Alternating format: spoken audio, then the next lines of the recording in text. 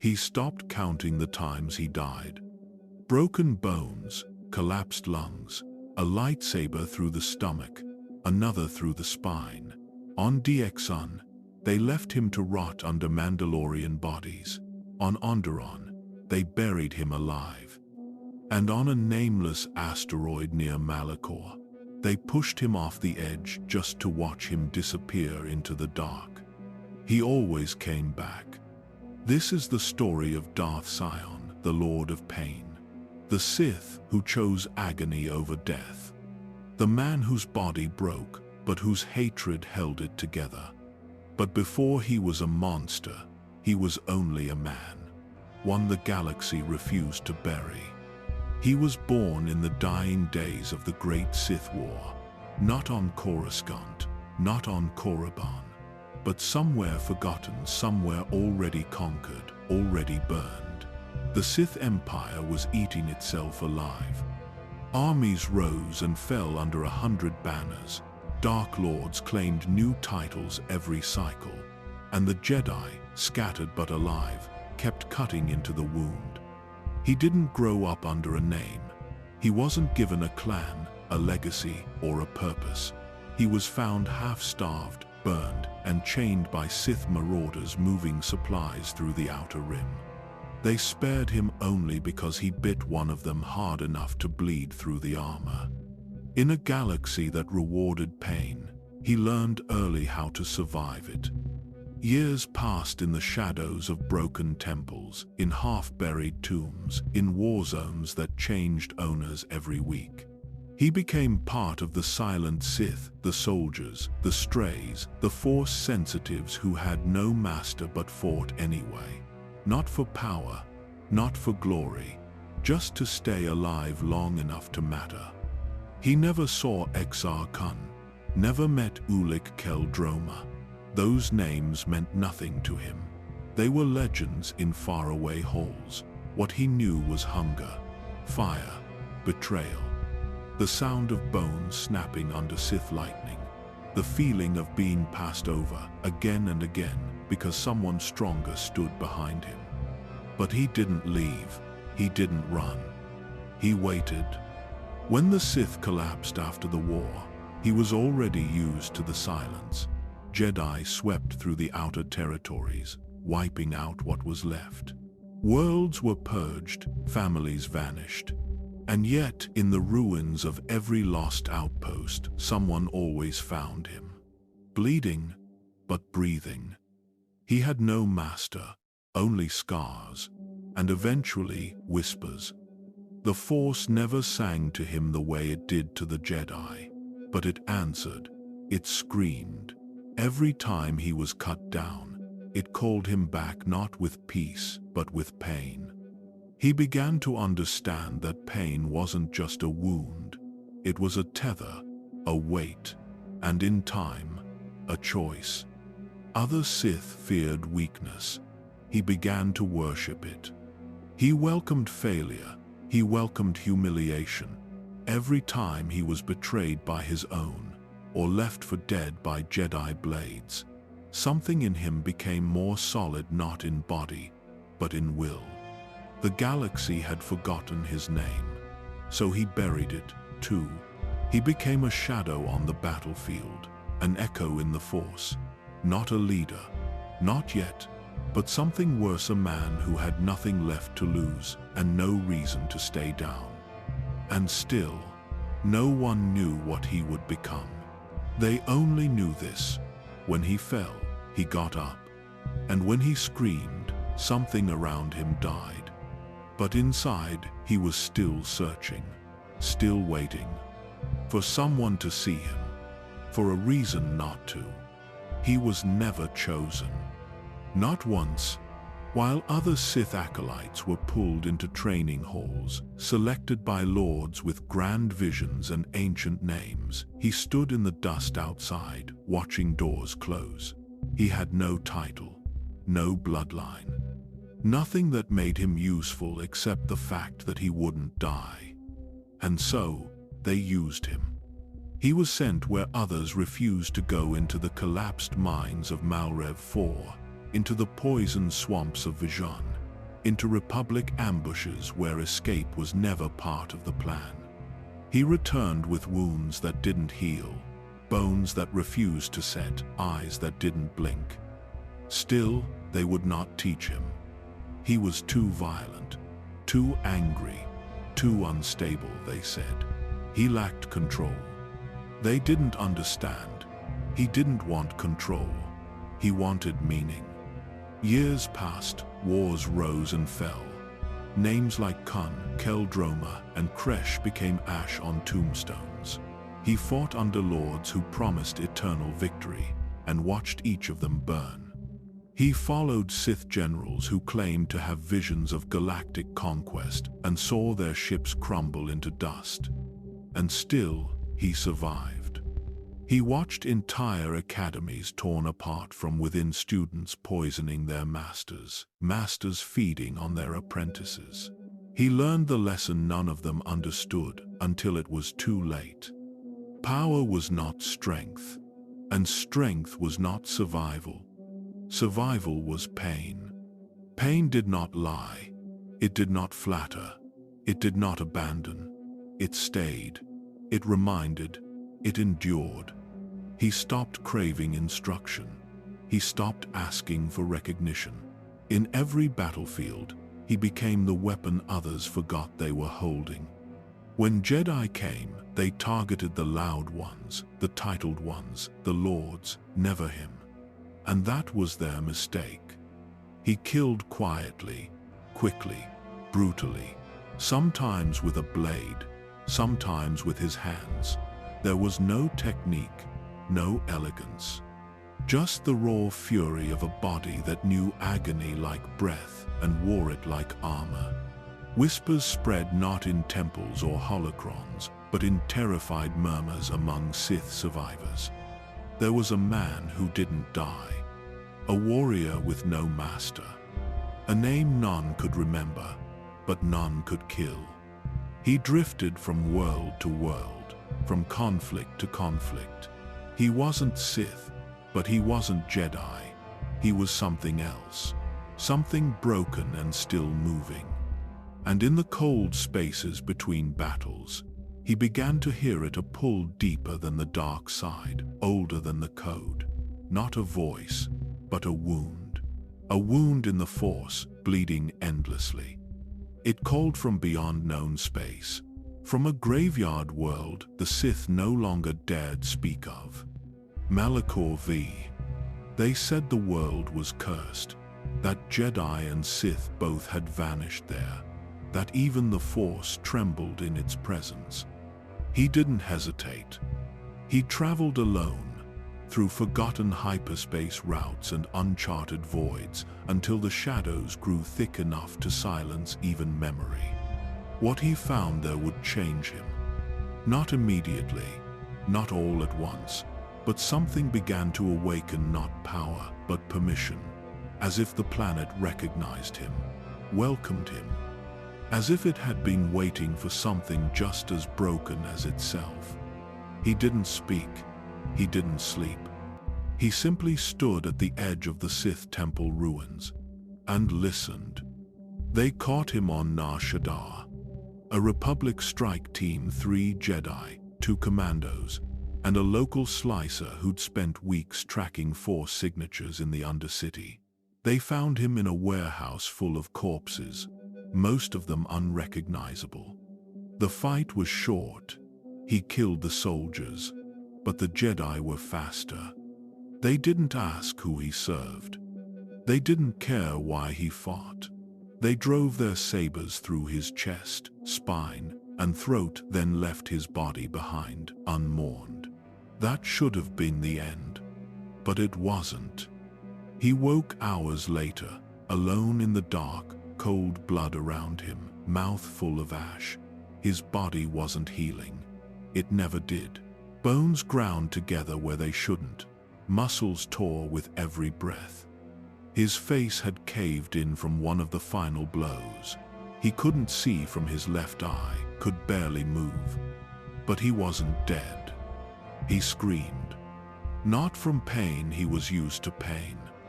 He screamed from the terror that he was still alive. And in that moment, the Force bent toward him, not with light, not with serenity, but with will. A will that matched his own. It didn't speak, it pulled. It wrapped around his agony and anchored it, fed it, shaped it. And in that grave of rust and rot, he stood up. From that day forward, death became a suggestion. Pain became the price of staying conscious. He didn't regenerate, he didn't heal. He held every broken rib, every shattered joint, every torn ligament, held together not by tissue, but by hate. By the one emotion no one had ever taken from him. He didn't just survive the dark side. He became it. Others began to notice. Sith warbands that roamed the mid-rim spoke of a figure wrapped in decay, an armored husk who could not be killed. Jedi survivors whispered of a dark warrior who walked through turbo laser fire and stabbed back. Some believed it was a myth. Others prayed it was. But he was real. He had no code, no order, no purpose. He hunted Jedi, Sith, civilians, not to conquer, not to dominate, but because pain demanded release, and killing was the only silence he understood. His mind began to crack. Time no longer felt real. He remembered faces that never existed, spoke names that belonged to the dead. And still, the Force stayed with him, feeding him, punishing him, keeping him. He tried once to end it, to let go. On the edge of a cliff in the Cathal Rift, he threw himself into a gravity storm, arms wide, bones already splintering from the descent. But even as the air crushed him, even as the atmosphere peeled away flesh, he held on.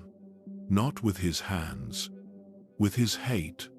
And when he opened his eyes, days later, buried under stone and blood, he knew there was no way out. He could not die. Not unless he chose to let go of pain. And he never would. Because pain was all he had left. And in the deep corners of the Force, something ancient stirred. Not Malachor, not Korriban. Something colder. A presence, a shadow, a hunger. It had no name, but it had been watching. And soon, it would reach out. There were mirrors in the ruins of Malachor. Not true mirrors, not glass, not silver, but obsidian walls, smooth, black, and still. Walls that reflected more than light, reflected what you carried. He avoided them at first, but the deeper he went, the more they surrounded him. Long halls carved by Sith hands, filled with echoes of pain, voices of the past, screams of initiates who failed the trials, whispers of lords who had torn out their eyes just to see more clearly. He walked in silence, and then he stopped. One wall showed him what he had become. Pale skin, gray and cracked like stone, scars that pulsed like veins, blackened eyes sunken beneath heavy lids. Pieces of armor held together by rust and willpower. A body that shouldn't move, yet did. A face that once belonged to someone else, but now belonged to pain alone.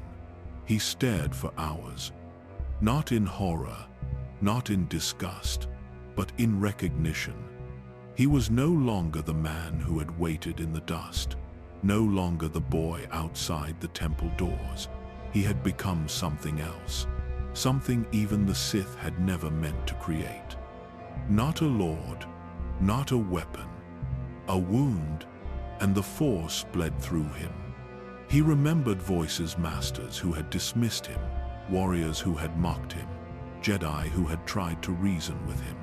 All of them believed in rules, in hierarchies, in healing. He no longer believed in any of it. There was no healing for a soul this fractured. There was only continuation. He moved through the halls of Malachor for weeks, maybe months, Time bent in places like this. Reality shifted. The dead did not stay quiet. He passed through training rooms where blood still stained the floor, through tombs of masters who had burned out their own hearts just to hold power for one more day. And everywhere, the walls whispered his name. Not the one he'd lost, the one he'd earned. Sion. The name meant nothing in any language, but it fit. It felt like stone grinding against bone. It felt like staying awake through fire.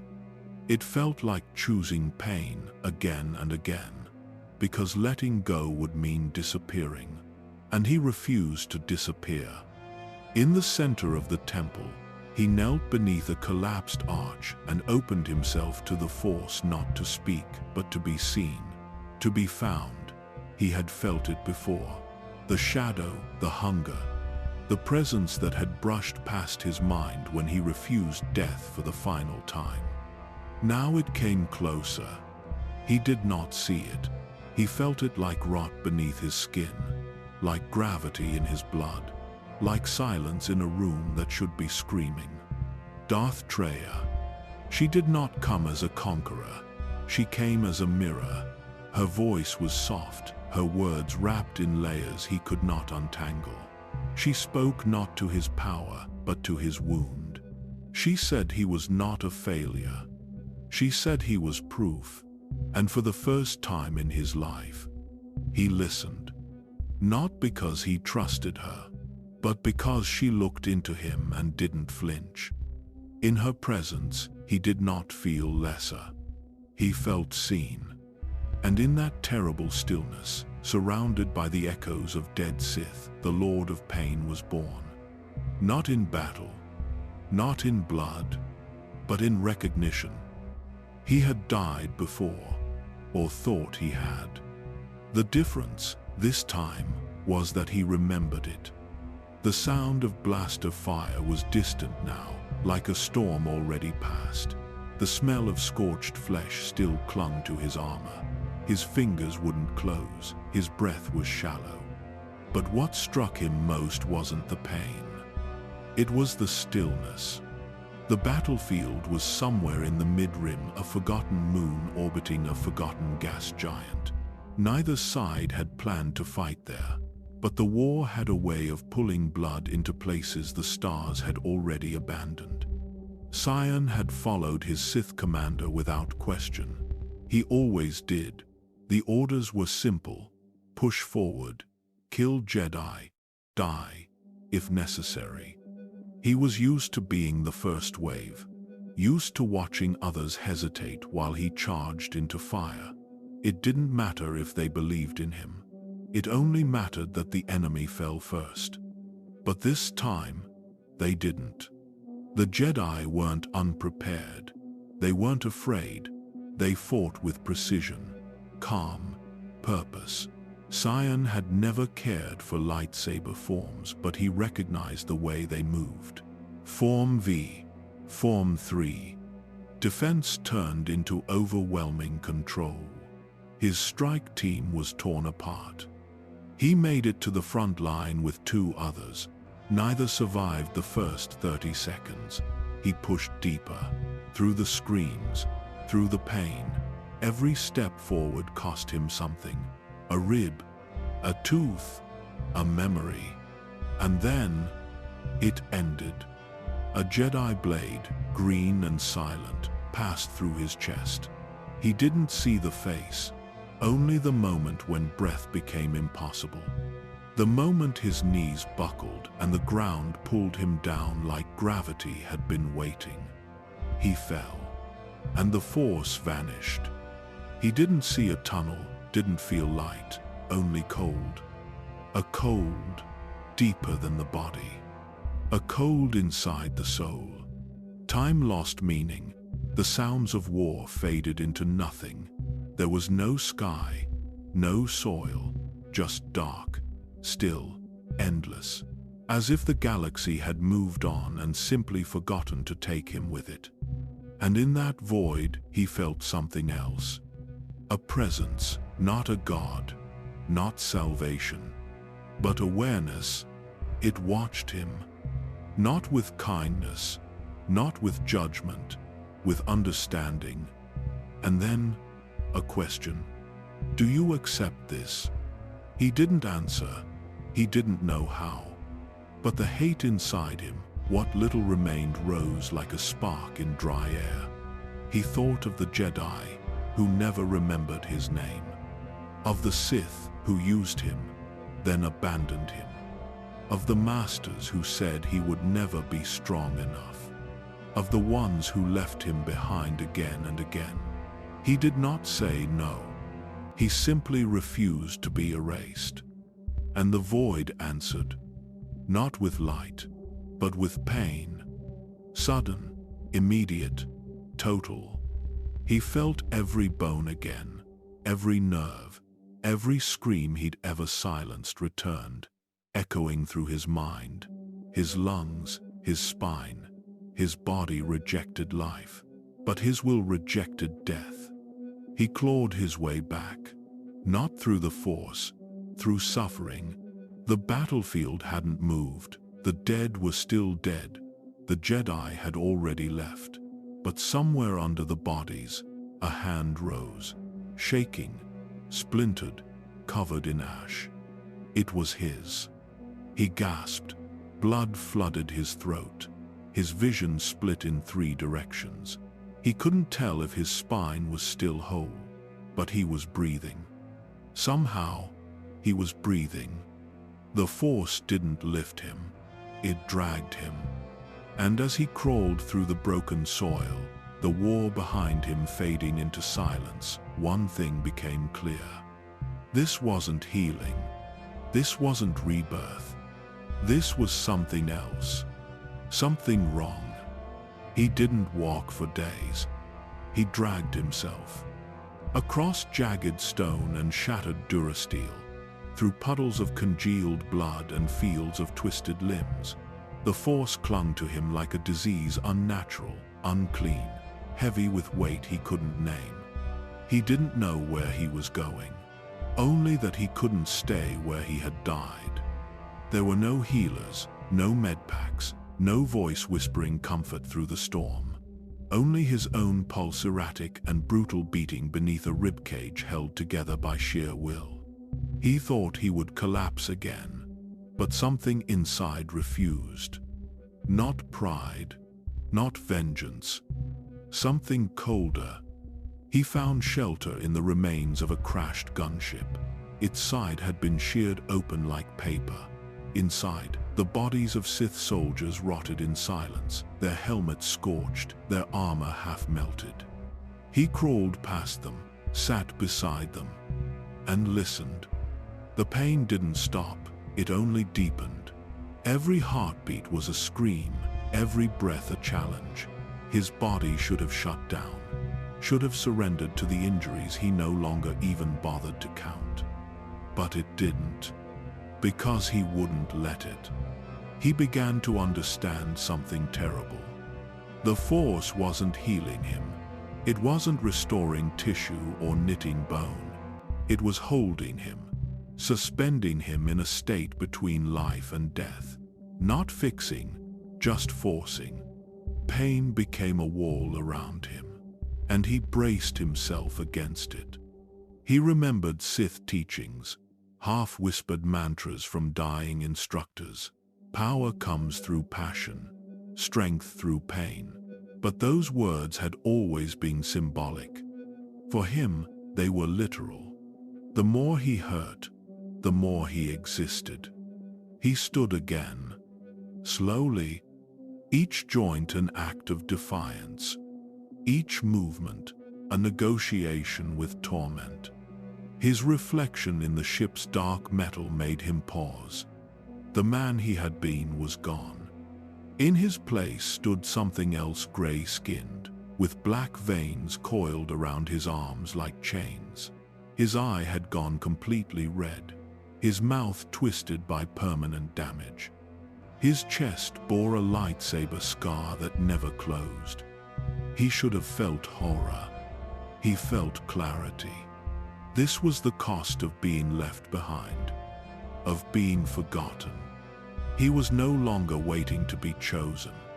He was choosing himself. He stumbled into the wilderness, half dreaming, half awake, his legs barely obeyed. His mind burned with memories that overlapped and rewrote themselves. He didn't remember what planet he was on, didn't care. What mattered was that he was moving, and with every step, something followed. It wasn't a voice, not yet, not a presence he could name, but a weight, a resonance, the force vibrating through his cracked bones, binding his injuries like sutures of darkness. He wasn't using it. It was using him. He began to crave the pain, not because he enjoyed it, but because it meant he was still here, still real. Without it, he feared he would vanish. The galaxy had forgotten his face, but pain had not. He crossed war zones on foot, slipped past patrols unnoticed, not because he was stealthy, because no one expected him to be alive. He slept in burnt-out villages, in the bellies of ruined walkers, in old trenches where ghosts still whispered. He began to mutter to himself. At first, it was nonsense. Then it became memory. Then, prophecy. He spoke of death as a companion, of pain as a master, of survival as the only truth. He didn't realize how much time had passed until he looked up one night and saw unfamiliar stars. The war had moved on, but he hadn't. Because something had changed. Something permanent. Pain was no longer his enemy. It had become his flesh. The days blurred into years. He no longer counted them. The galaxy changed while he wandered its edges, a forgotten specter, moving through the wreckage of the great Sith War. Empires fell, fleets vanished. New masters rose to replace the old. But he remained. Each wound he suffered refused to kill him. Each scar became part of his armor. He didn't sleep anymore, not truly.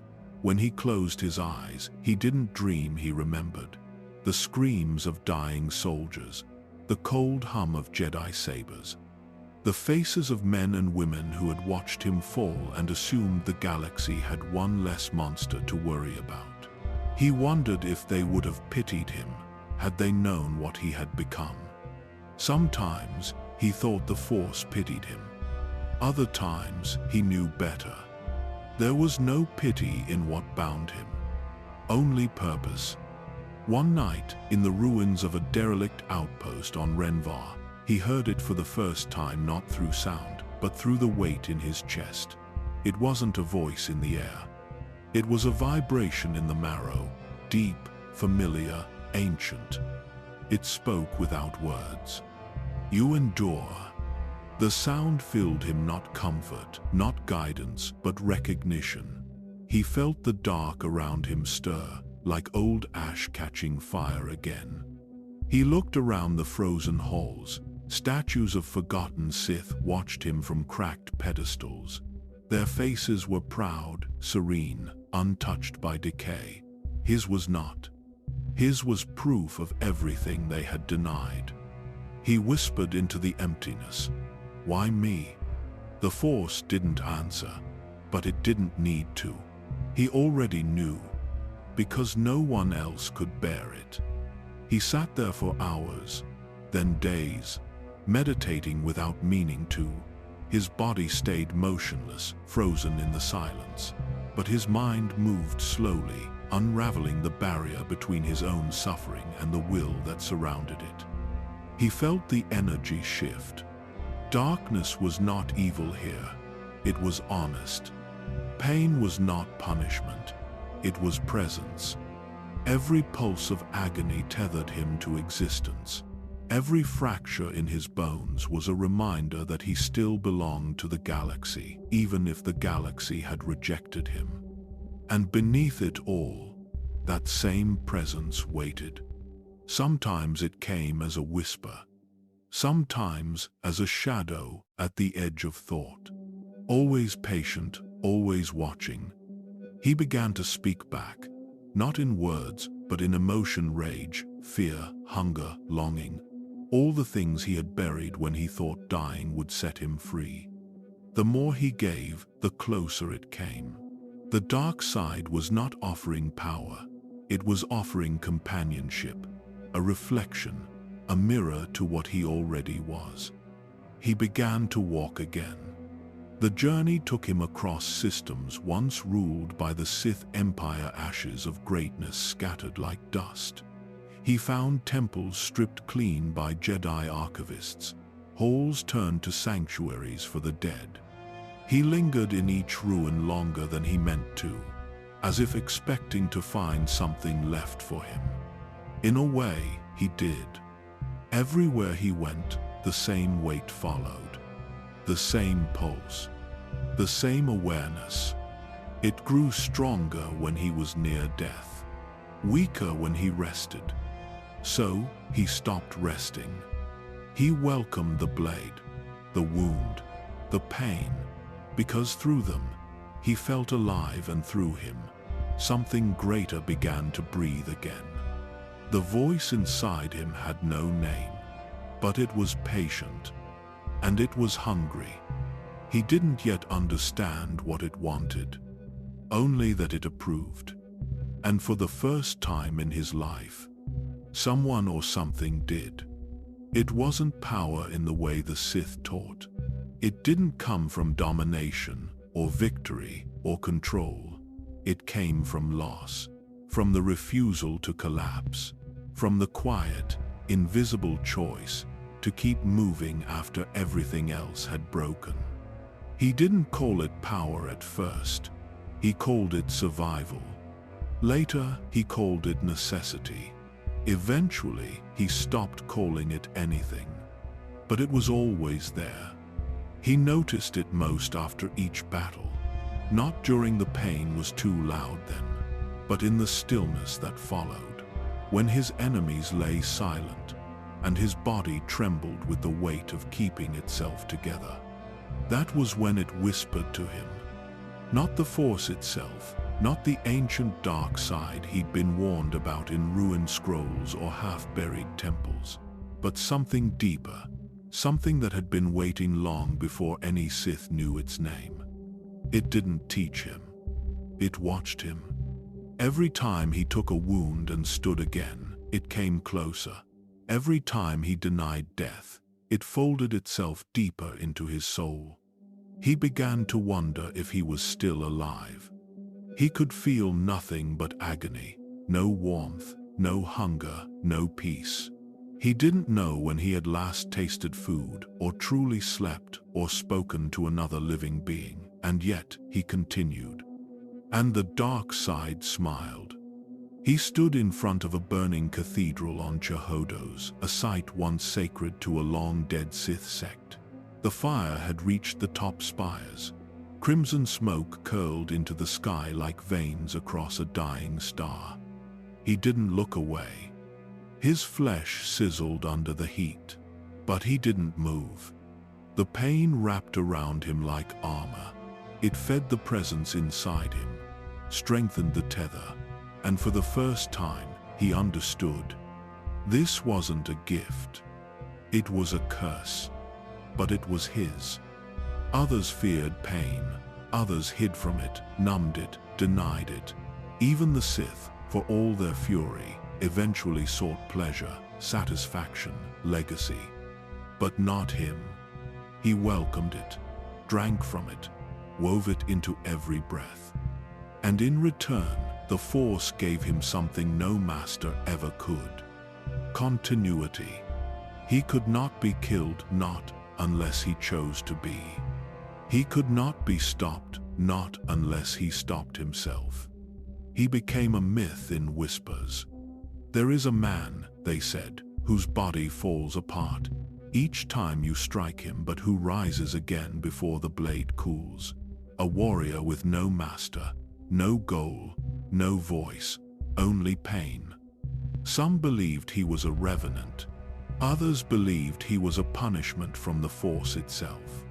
None of them understood what he truly was. A mirror.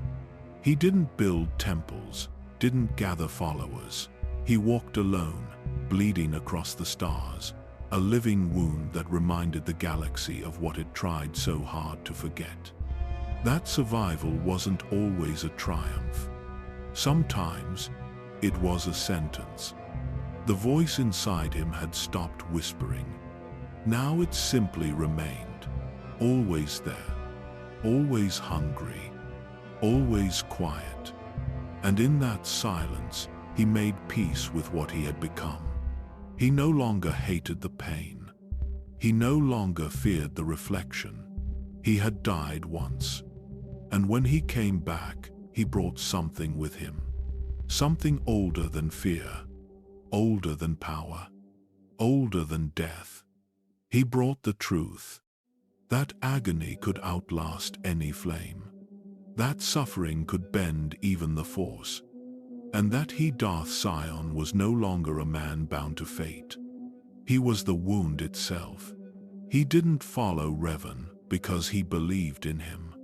He followed because Revan didn't hesitate. When the Jedi Council condemned action, Revan led a war. When the Order stalled in silence, Revan became a blade. And when others questioned the cost of conquest, Revan paid it with Jedi blood and with Sith fire. Sion saw that, and for the first time in years, he moved toward it. Revan didn't see him as an equal. No one did, but he saw use. Sion didn't ask for a title. He didn't want one. He wasn't a strategist or a teacher. He was a body that couldn't die. A presence that turned tides by refusing to fall. They sent him where Revan's forces broke, where Jedi resistance held too long, where fear had begun to spread through Sith ranks. Sion would go in alone, sometimes with no weapon, sometimes half dead already, and walk out with the enemy's command chain broken at the knees. He didn't feel pride, he felt momentum. And for a while, that was enough. The Jedi Civil War was not a war of territory. It was a war of ideology, of memory. Every battle was a question. Will the past survive? Will the old order hold? Sion didn't care about the answer. He had no reverence for the Jedi, no love for the Sith. His loyalty was to pain, and Revan gave him pain in endless measure. They moved across the galaxy like fire through dry grass, Jugga's cluster, Forost, Duro, Sirocco.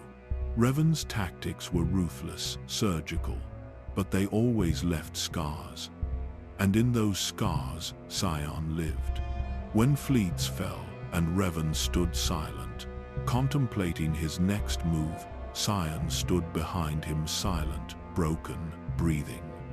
He saw Revan as others didn't, not as a god, not as a savior, as a man who had chosen power and paid for it. And in that choice, Sion saw his own reflection. But admiration can rot, especially in silence. Sion was never invited into the inner circle. He wasn't part of the Sith Academy's new design. He didn't speak with Malachor or command fleets of his own. He didn't shape doctrine. He was deployed like a bomb detonated, forgotten, used again. The others called him the Undying Dog, whispered that he was a failed Sith, that he didn't understand the vision. He didn't argue. He let their words pass over him like wind over stone, because in his mind, he wasn't failing.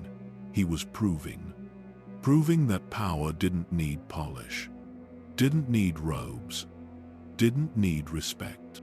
It needed only pain and the will to carry it. But as the war dragged on, he began to notice something. Revan had changed. The lines on his face grew deeper, his orders colder, his silences longer. He stopped acknowledging the warriors who bled for him, stopped seeing them. And in those long stretches between battles, Sion began to wonder, had he ever been seen at all? He wasn't jealous, not yet, but the seed had been planted. Because while Revan conquered, Sion suffered. While Malak rose, Sion bled.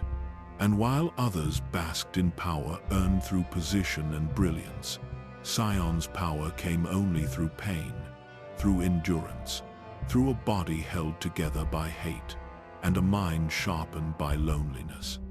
The battlefield still obeyed him, but his reflection began to fracture.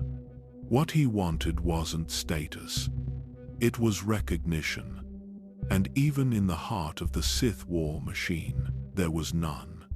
He had become a tool, a shadow, a weapon drawn by masters who never looked back. But soon, they would. When the blade turned toward the hand that gripped it, they called Revan the greatest of his era.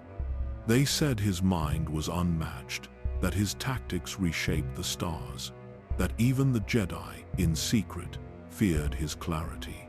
He predicted battles before they happened, turned defeat into inevitability, bent the Force like it was born to serve him. But Sion saw something else. He saw strength without scars. Revan wore the mask, but beneath it, his body was whole, his movements smooth, his speech precise. There was no tremble in his hands, no weight in his bones. He wielded the Force like it was a tool, not a wound.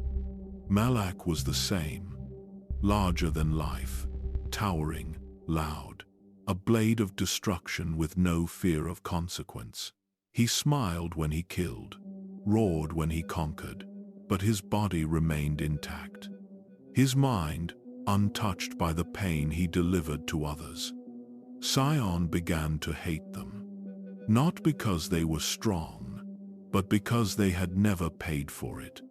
He had died for the Sith, not once, many times, each time worse than the last. His limbs shattered and regrown through will. His face carved by sabers and left unhealed. His voice burned into a rasp by fire and screams. They praised his endurance, but never his strength, because to them, strength meant elegance, power that didn't flinch, leadership that didn't bleed. Sion bled every day, and he began to realize they didn't understand what real strength was. That to them, power was a game, a throne, a legacy. To him, it was survival, and survival without suffering. It felt like a lie. He remembered a mission on Dantooine, an ambush gone wrong. A Jedi master, long thought dead, re-emerged and slaughtered half the strike team. Sion fought him alone for 7 minutes. By the end, his left arm was severed, his ribs broken, his eye destroyed. He won, barely. He dragged the Jedi's corpse back across the plains. When he returned to the command ship, Malak greeted him with a nod, a nod. No words, no recognition, just another silent expectation that he would do it again next time. Sion stared at him, then not with pride, but with a question burning in the marrow of his broken frame. What have you lost, Malak? What have you given up? What have you endured, beyond the noise of battle and the taste of blood? Nothing. Malak fought like a man who believed pain only existed in others. Revan led like a master who thought loss was an idea, not a cost. And Sion knew, in that moment, they would never understand him. Because to understand him, they would have to break. Not once, endlessly. He began to keep his distance. Fewer words, fewer acknowledgements. He no longer sought approval. He watched, waited. He saw how Revan manipulated Jedi turncoats with ease, how Malak crushed resistance with planetary bombardments, how the Sith fleet grew stronger while its foundation cracked. Because beneath all their strength, there was no pain. And without pain, there was no truth. Sion didn't want their titles. He didn't envy their command. He wanted them to feel what he felt. To see the galaxy through shattered eyes. He wanted them to know what it meant to scream beneath their own armor. To wake each day in a body that wanted to die and force it not to. And slowly, that desire began to fester. To boil. Because if they wouldn't feel it on their own, he would teach them. It didn't happen all at once. There was no grand betrayal, no single moment that made it clear, just a slow, quiet, vanishing like breath in cold air. One day, the orders stopped coming. He had been stationed on a forgotten world, Taurus, maybe, or some nameless outpost deep in the mid-rim. The details blurred, like so much of that time. All he remembered was the silence, the emptiness. He waited weeks, then months. No ships came, no messages, no names, no Revan. At first, he believed it was strategy, that he'd been placed there for a reason. A trap to be sprung, a flank to be guarded. But then the war moved on and left him standing in the dark. When the Sith fleet pushed toward the core, he wasn't part of it. When Malachor unleashed terror on Cathar, and Sirocco burned under his command, Sion was still alone, half buried in dust, surrounded by corpses, his body rotting beneath rusted armor. They hadn't needed him anymore. So they left. He didn't rage, not immediately. He wandered, back through the war's wreckage, through the planets where his blood still marked the stone. Through graves he didn't remember digging. He found old staging grounds empty, former allies dead or defected. No one spoke his name. Some didn't recognize him at all. Others whispered behind his back, called him a relic, a ghost, a thing that should have died when the war ended. He didn't speak, but the pain grew louder. The only sound he trusted. He tracked Revan's campaign from a distance, watching it shift from conquest to disappearance. He heard rumors of betrayal, of Revan falling to some unknown power, vanishing into the unknown regions. Others said Malachor had turned on him. Sion believed both. Because in the end, power never shared its throne. It only tolerated others until they were inconvenient. And Sion was nothing if not inconvenient. A creature that could not die, that did not inspire, that did not command, only endured. He returned to known space months later, just in time to see the new Sith Empire emerge from Revan's shadow, led by Malachor, now alone, his voice filtered through a metal jaw, his vengeance blind and absolute. There was no place for Sion in this empire. He wasn't summoned. He wasn't invited. He wasn't even mentioned.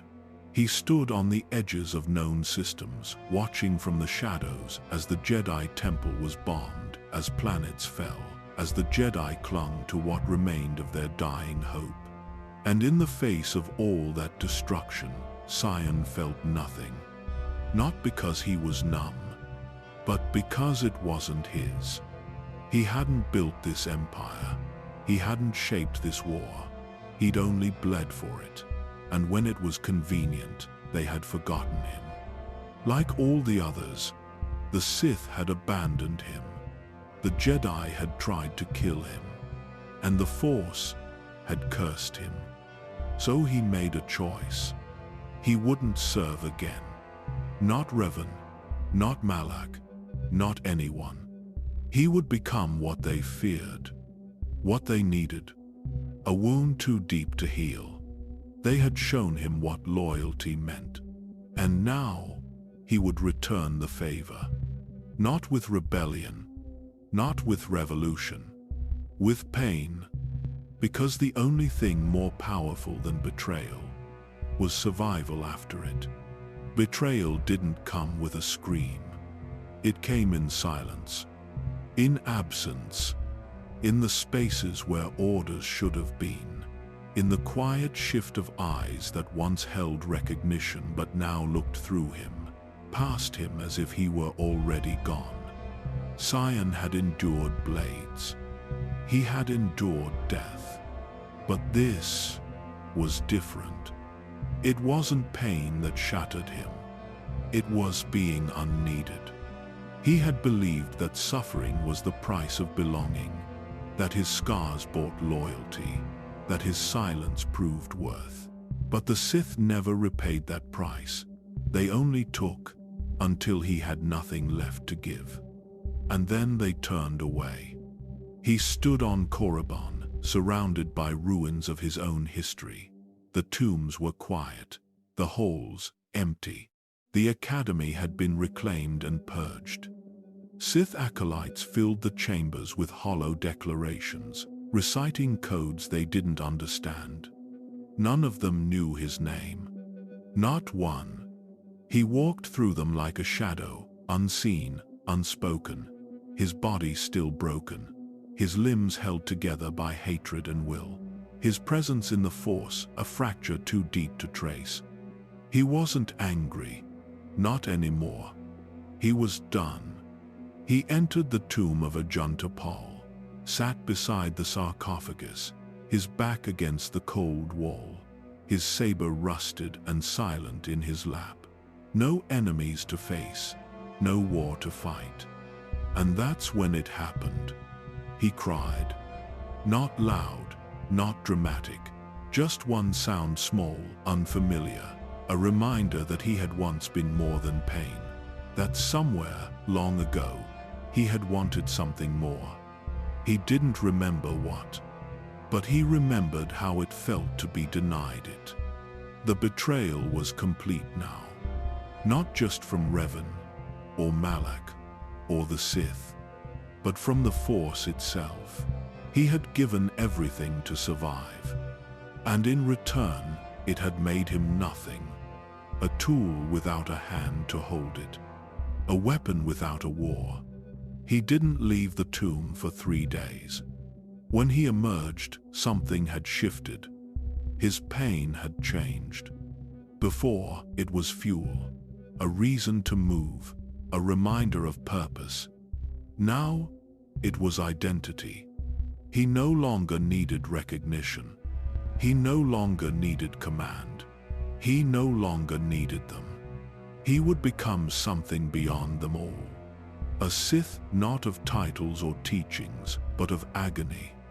He didn't need an army. He was the army. Every wound he carried was a memory. Every fracture, a lesson. He would teach the galaxy that strength did not come from strategy or speeches. It came from refusal, from persistence, from the power to rise after being discarded. He would become the answer to betrayal. The one thing the Sith had never prepared for. The one thing Revan never predicted. The one thing Malak never feared until it was too late. A constant. Not a lord, not a servant, a presence. The embodiment of survival so absolute that even the Force could not look away. The galaxy would learn what it meant to cast someone aside. And the next time they felt pain, they would know his name. Darth Sion, the one who could not die, the one they left behind, the one who never left. The war ended without him. Not with a scream, not with a final duel, just a long, dragging silence like the galaxy had exhaled for the first time in years, and simply moved on. Revan was gone. Malak was dust. The Jedi, though fractured, still stood, and the Sith, scattered, hunted, dying in shadows. Sion watched it all from the edges, too far to matter, too wounded to care. He drifted between ruined war zones, broken temples, and half-buried catacombs where no one remembered names. His armor rusted. His bones ached, his skin grayed. He no longer spoke, he no longer needed to. He didn't sleep, he didn't die. He just waited. The pain never left him. It wasn't a phase or a wound anymore. It was identity. He didn't remember what silence felt like inside his body. Every breath was pressure, every thought static. But the world was quiet now, too quiet. No masters, no orders, no enemies, and that more than death was unbearable. He returned to Korriban once, just to see. The academy was cold stone and corpses. The tombs had been sealed. The new Sith had long since turned against one another. A few dark adepts still wandered the outer halls, whispering mad prayers to forgotten names, but none dared speak to him. They didn't need to. They knew what he was. Not Sith, not Jedi, not even a man. A wound. And wounds didn't lead. They festered. He could have stayed that way, could have rotted quietly on some grave moon, far from the stars that had already erased his story. But the Force, twisted and blackened from years of war, was not done with him yet. There was something stirring. Not light, not dark, something emptier. He felt it in dreams that weren't dreams. Cold pulses through the Force, hunger wrapped in silence. Places where stars collapsed inward and where gravity bent emotion. It wasn't a call. It was a presence. And it was looking for him. He didn't resist. He followed it. Across old hyperspace routes, through derelict stations and storm-ridden systems, he found pieces, signs of something moving behind the curtain of galactic events. Jedi enclaves erased without trace. Entire ships vanished from the registry, distress signals that ended in static. And through all of it, one name began to echo. Not spoken aloud, not written down, just felt. Nihilus. At first, he didn't understand. What he sensed wasn't human. It wasn't even will. It was absence. Not the kind born from death, but from consumption. A hunger in the Force so complete, it didn't destroy what it touched, it erased it. Sion had thought himself the embodiment of pain. But this was the embodiment of loss. They met on Malachor, not with words, with recognition.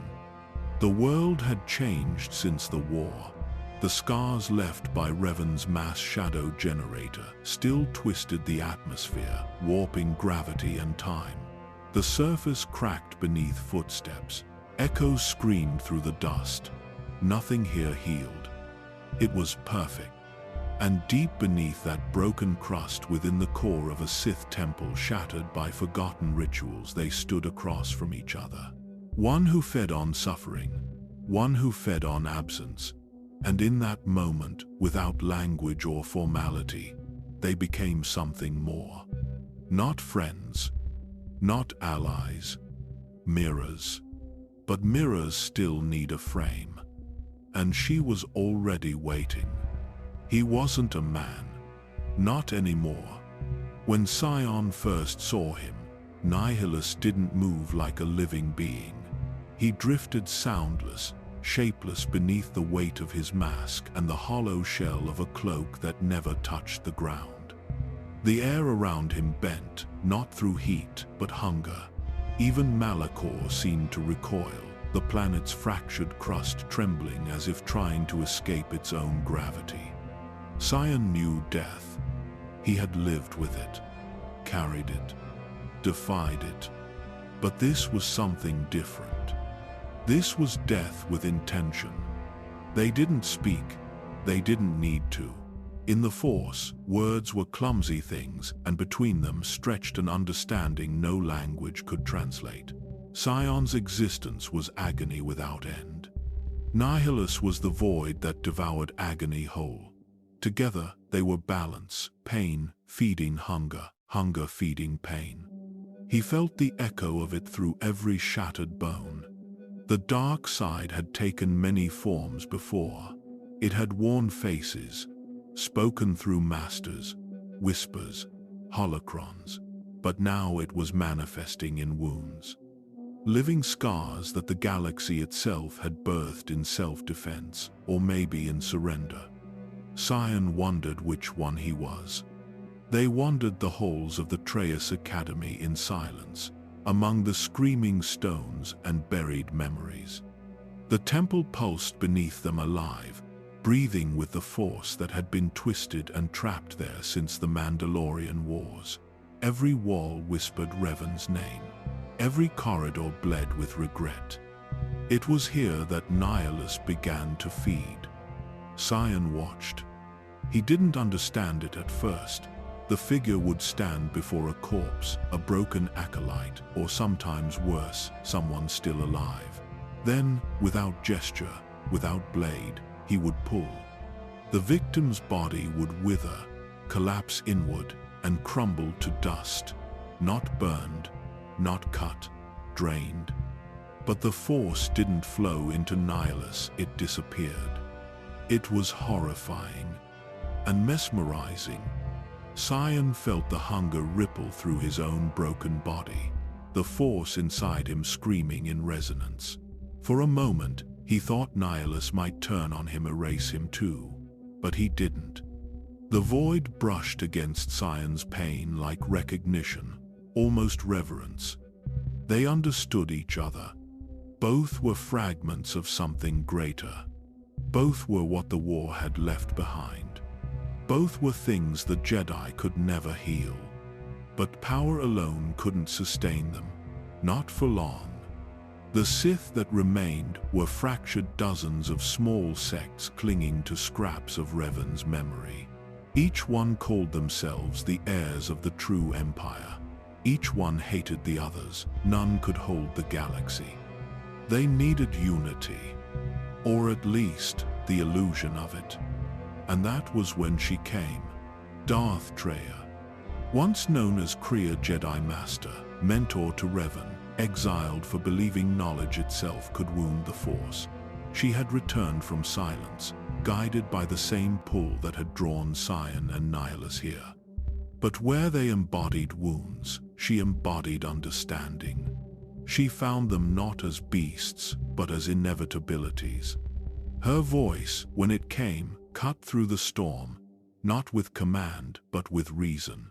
She called them not abominations, but proofs, evidence that the Force itself was broken. That pain and hunger were not curses, but messages. And the three of them listened. For the first time in centuries, Sion felt purpose again. Not revenge, not survival, but design.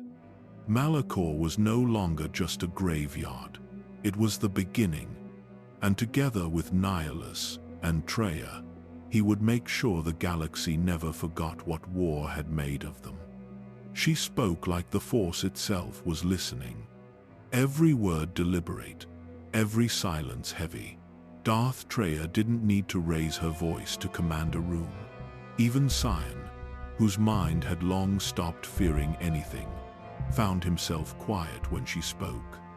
She told them that the galaxy had grown complacent, that Revan's war, for all its ruin, had been mercy compared to what was coming. She said the Jedi still clung to hope, and that hope was a disease. The Force, she claimed, was a cruel god. It granted meaning only to those who obeyed it, and those who disobeyed. It broke. Sion listened. For the first time since Betrayal, he wasn't alone in his rage.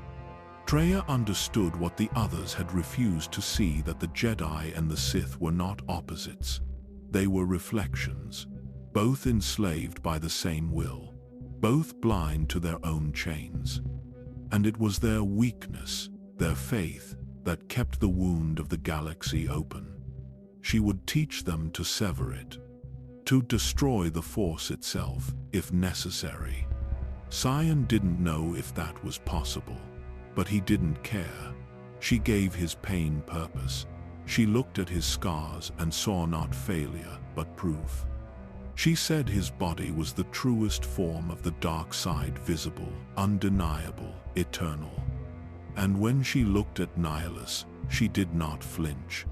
Pain and hunger, she said softly, two halves of the same truth. Sion didn't trust easily, but he trusted that, because it sounded like understanding. Traya rebuilt the academy in silence. Nihilus fed on the weak who sought to join them. Sion trained the few who survived his instruction. They became a circle of death, small, secret, unchallenged. From the ruins of Revan's empire, the Triumvirate was born. 3 lords, each representing a different wound in the Force. Traya, the lord of betrayal. Nihilus, the lord of hunger. Sion, the lord of pain. Together, they didn't rebuild the Sith empire, they replaced it. The Republic still gasped for air. The Jedi hid in small enclaves, fractured and afraid. The Triumvirate didn't need fleets. They didn't need armies. They hunted belief. They hunted hope. When word spread of a new Sith presence, Jedi masters began to vanish, not in battle but in silence. Their students never found the bodies, only the echoes. Traya called it cleansing. Sion called it justice. For years he had wandered, forgotten. Now, at last, he stood at the center of something that mattered. His assassins moved through the galaxy unseen. He was their master, their weapon, their symbol. To the Jedi, he was a nightmare made flesh. To the Sith, he was the proof that pain could outlast time. But beneath the unity, he felt the fractures forming. Nihilus had become less man, more void. He no longer spoke words Traya understood. He drifted through the temple like a shadow untethered to life, feeding endlessly. And Traya, she grew colder, sharper. Her teachings became riddles, her lessons veiled in contempt. She loved knowledge more than loyalty. And Sion hated that. He could feel her eyes on him when he trained, always measuring, always judging. She said he was the embodiment of the dark side, but she never said she feared him. And part of him needed her too. It was there, in the stillness of Malachor's tombs, that the first thought of betrayal returned, not from anger, but from inevitability. Because in the Triumvirate, pain was unity, and unity never lasted long. Malachor had never healed, and neither had they. The Triumvirate grew in the shadows, unseen and unopposed. The Republic thought the Sith were gone. The Jedi believed the Force had gone quiet. But deep within the planet's scarred crust, 3 wounds pulsed, feeding, waiting, remembering. Sion began to see it, then the cycle repeating. Traya spoke of balance, of the need to destroy the Force so that freedom could exist again. But the longer he listened, the more he heard something else beneath her calm. Not liberation, control. She despised the Force because she could not command it. And in that hate, she became its reflection. He had followed Revan, then Malak, now her. Each time, the story was the same. They all claimed they would end suffering, and all they did was rename it. The temple was colder now. Nihilus rarely appeared. When he did, he brought silence, his hunger so vast that even the echoes of Malachor trembled and went still. Entire ships vanished at his passing. Colonies fell to ash. Traya said he was necessary. Sion thought he was becoming a god. And gods, he had learned, cared for nothing. Traya praised Nihilus's strength, but never his cost. She said the galaxy needed erasure before it could be reborn. that the Jedi must be cut out like infection. But Sion began to wonder if everything must be erased. What was left for him? What was left for anyone? Pain had always anchored him to reality, but now it began to blur. He would wake in the temple with no memory of time passing, his limbs heavy, his chest hollow. Sometimes he heard whispers that weren't hers, that weren't Nihilus's either, just faint remnants of those he had killed. He tried to shut them out, but they multiplied. The more he resisted, the louder they became. They didn't accuse him. They pitied him.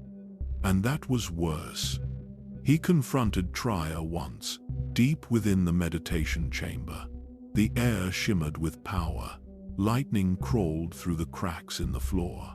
She turned toward him, calm, as if expecting it. "You've turned us into monsters," he said. Her voice was quiet. "You were always monsters. I only gave you names." Sion drew his blade. She didn't flinch.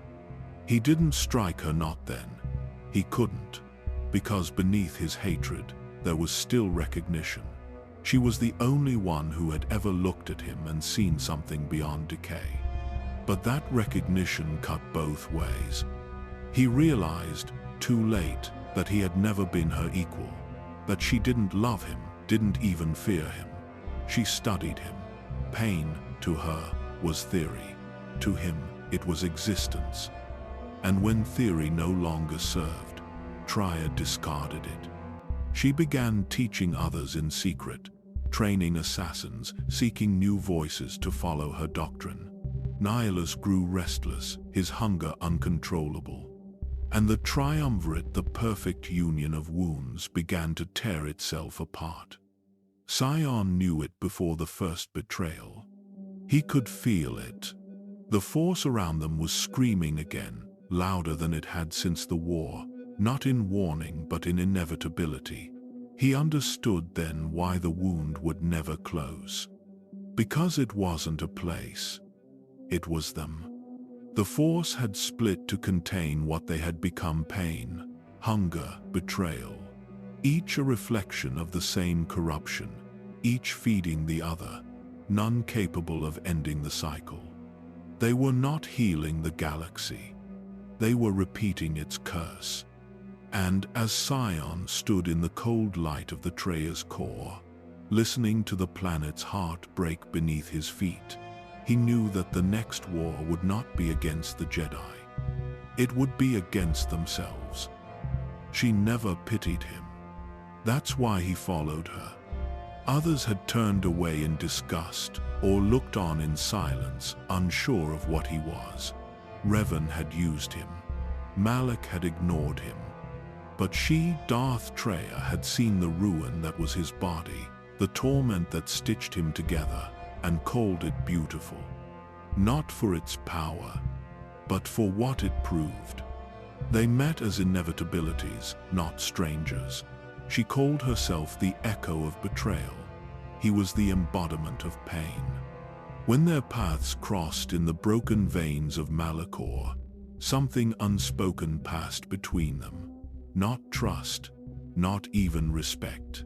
Something more elemental. Recognition. She didn't ask what kept him alive. She knew.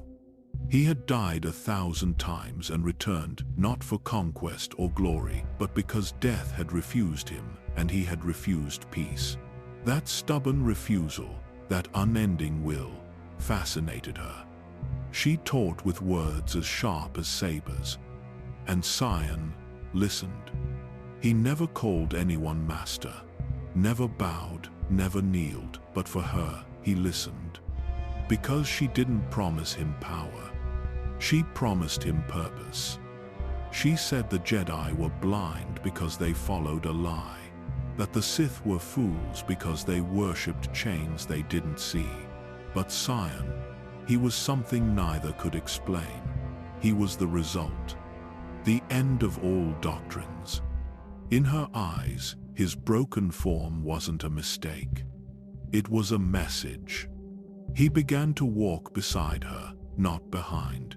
Through the ruined temples of the Betrayer's core, they meditated in silence while Nihilus consumed what little remained of their enemies. Sion didn't understand Nihilus, didn't want to. The hunger was a shadow he tolerated, but Betrayer was light behind the storm. She didn't flinch when his bones snapped in her presence, didn't retreat when his pain filled the room like smoke. She simply observed, measured. Sometimes she placed her hand on his shoulder and said nothing. He should have hated that. But he didn't, because no one else had ever touched him without fear. There were moments, brief, unspoken, when he thought perhaps she saw more in him, that he was more than a wound to her, more than an instrument. She called him my Sion once, just once, and the words stayed lodged in his mind like a blade between ribs. But with that closeness came doubt, because he began to see that she did not fear him, and he needed her too. Her calm became unbearable. The way she walked the temple with quiet confidence, speaking in riddles, never raising her voice even when Sion raged. It was like she was always above him, not with power, with understanding. And that was worse. He would rather be hated, rather be hunted. But to be understood and still not obeyed was something deeper than betrayal. He began to test her. Small things at first, interrupting her lessons, ignoring her orders, watching her face for cracks, for any sign that she might finally feel the pain she spoke of so often. But she never broke, not even once. And somewhere in the hollow place between his bones, where pain had long replaced faith, something colder began to bloom. Not rage, not jealousy, disappointment, because for all her wisdom, for all her insight, she still did not feel what he felt. And if she didn't feel it, then she could never truly be his master. She taught him that betrayal was inevitable, that nothing truly endured. Not loyalty, not structure, not love. She said the Force itself was built on betrayal, binding life to a will it could never escape, pretending to offer purpose while demanding obedience in return. That to defy it, to see through it, one had to understand that all bonds must break. He listened, and for a time he believed her. Because the galaxy had broken him again and again. The Jedi had tried to kill him. The Sith had left him behind. Pain had shaped him. And yet, he had endured. Wasn't that what she meant? But her lessons never ended. Each day she spoke of detachment, of letting go, of seeing through illusion. She whispered that meaning was a trap, that identity was a lie, that pain, his pain, was just another chain. That was when something inside him recoiled. She didn't understand what pain was. Not truly. She called it metaphor. He called it flesh. When she spoke of letting go, she meant freedom. When he refused to let go, he meant survival. And in that difference, a fracture opened between them. He began to see her teachings not as clarity but as denial. She didn't embrace pain. She studied it. She dissected it in others but never invited it into herself. Her philosophy was clean, cold, dispassionate. His existence was none of those things. And the more she spoke, the more he felt his body scream against her words. He knew suffering. She only named it. The assassins she trained started echoing her rhetoric, whispering about balance, about unraveling the will of the Force, about the Jedi and Sith both being obsolete. Her voice had begun to replace fear in the hearts of her followers, and Sion could feel his own vanishing in her shadow. He watched her grow more distant, more absorbed in her vision. She stopped calling him to her chambers, stopped placing her hand on his shoulder. She spent hours in silent meditation, surrounded by followers who adored her words but didn't understand her truths. He had seen it before. Leaders who forgot the cost of the power they held. He started remembering moments, replaying the way she had looked at Nihilus not with fear but with fascination, recalling how she had praised his own pain not with awe, but with analysis. The quiet way she watched him suffer and took notes. And for the first time, he wondered, had she ever respected him at all? Was he just a lesson? A living artifact? Another name in her library of wounds? He tried to confront her once, spoke plainly, asked what he was to her. She looked at him as if weighing the question like a blade in her hand. And then, she answered in the only way she knew how. You are the shadow of inevitability, but even shadows must vanish in the light. He didn't speak. He didn't need to, because she had just told him what she feared most. Not pain, not hunger, but loss of control. And in that moment, he knew what had to be done. She had betrayed her own doctrine. She said, all things must be betrayed. Now, so would she. But his betrayal would not come with hatred. It would come with certainty. Because in her refusal to feel pain, she had proven she could no longer lead it. She was waiting for him when he came. No guards, no pretense, only silence. The doors to the central chamber of the Trius Academy groaned open like a warning, but she didn't flinch. She stood at the far end, her robes drawn tight, her eyes calm, not angry, not surprised. She had always known this moment would come. He walked slowly, each step a reminder that he was still alive because of her, and in spite of her. His body ached more than usual, as if it, too, knew what this was. A beginning and an ending. He stopped just outside the circle where she stood. You taught me that all things must be betrayed, he said, his voice rough, sharp, fractured from centuries of screaming without being heard. She tilted her head, just slightly. And now you believe it, she said. He didn't nod, didn't blink. She already knew. This wasn't a duel, not like the Jedi, not even like the Sith. This was a decision. She didn't raise her blade, she didn't reach for the Force. She simply looked at him as if seeing a student for the last time and acknowledging that he had finally understood the lesson. But he didn't want her approval. He wanted her to feel it. The same way he had felt it on battlefields where no one came back for him. In tombs where she left him to rot in silence. In her words, which always circled around power but never landed on pain. He had carried his agony for decades. Now, he laid it down in front of her. He didn't attack her with his hands, he attacked her authority.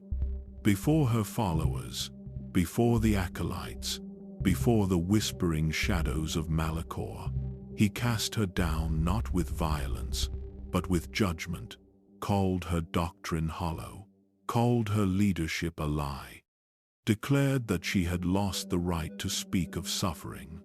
And the others listened. Because when Darth Sion speaks, the air itself listens. Some were afraid, others confused, but a few stepped forward, not toward her, toward him. And that was enough. She looked at them, then back at him, and smiled. It wasn't warm, it wasn't kind, but it was real. You've learned nothing, she said. But even as she spoke, her voice trembled at the edge of regret. Because she had taught him everything. He gave the order, and they took her not as prisoners take a traitor, but as mourners carry a ghost, quietly, without spectacle. She didn't resist, because she had always known that betrayal wasn't failure. It was proof that her philosophy had taken root, that Sion had, in the end, become exactly what she hoped. He watched her vanish into the catacombs beneath the academy, exiled, stripped of her title, her voice no longer heard in the halls she built. For the first time, the shadows belonged to him. But victory did not feel like power. It felt like silence. He didn't celebrate. He didn't claim a new title. He simply returned to the only thing he understood: endurance, pain, waiting. The wound inside him didn't close. It deepened. Because what do you do when the one person who understood your suffering is gone by your hand? You keep walking. You keep breaking.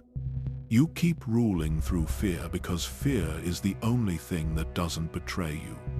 And in the echo of that betrayal, Sion finally became what she always knew he would: alone. The halls of the Traius Academy were quieter after she left. Not peaceful, never peaceful, but quiet.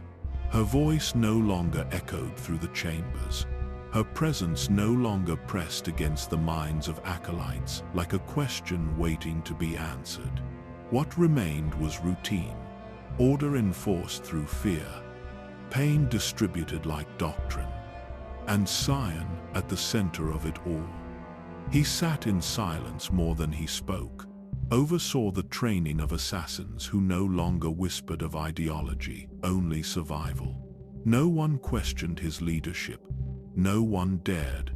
His body cracked and bleeding was the only philosophy they understood. But silence is not absence, and power never forgets the voice it replaced. He felt her still, in the walls, in the force, in the choices he could not stop reliving. The betrayal hadn't freed him. It had rooted him deeper. She had become his first and final tether, his only connection to something resembling understanding. And now, even in exile, she haunted him more fully than when she ruled beside him. Every time he looked at the throne she never sat in, he felt it. That absence, that failure, not hers, his. Because pain had not made him stronger this time. It had made him smaller. Her exile was supposed to be an end, a severing of what had once linked them, but it had done the opposite. Now, without her presence, his rage had no direction. His suffering had no audience. He had won, and it meant nothing. Nihilus didn't care. He drifted further into hunger, appearing only to feed. The acolytes whispered prayers they barely understood. Sion watched them from the shadows, remembering how she once moved among them, shaping them with words instead of threats.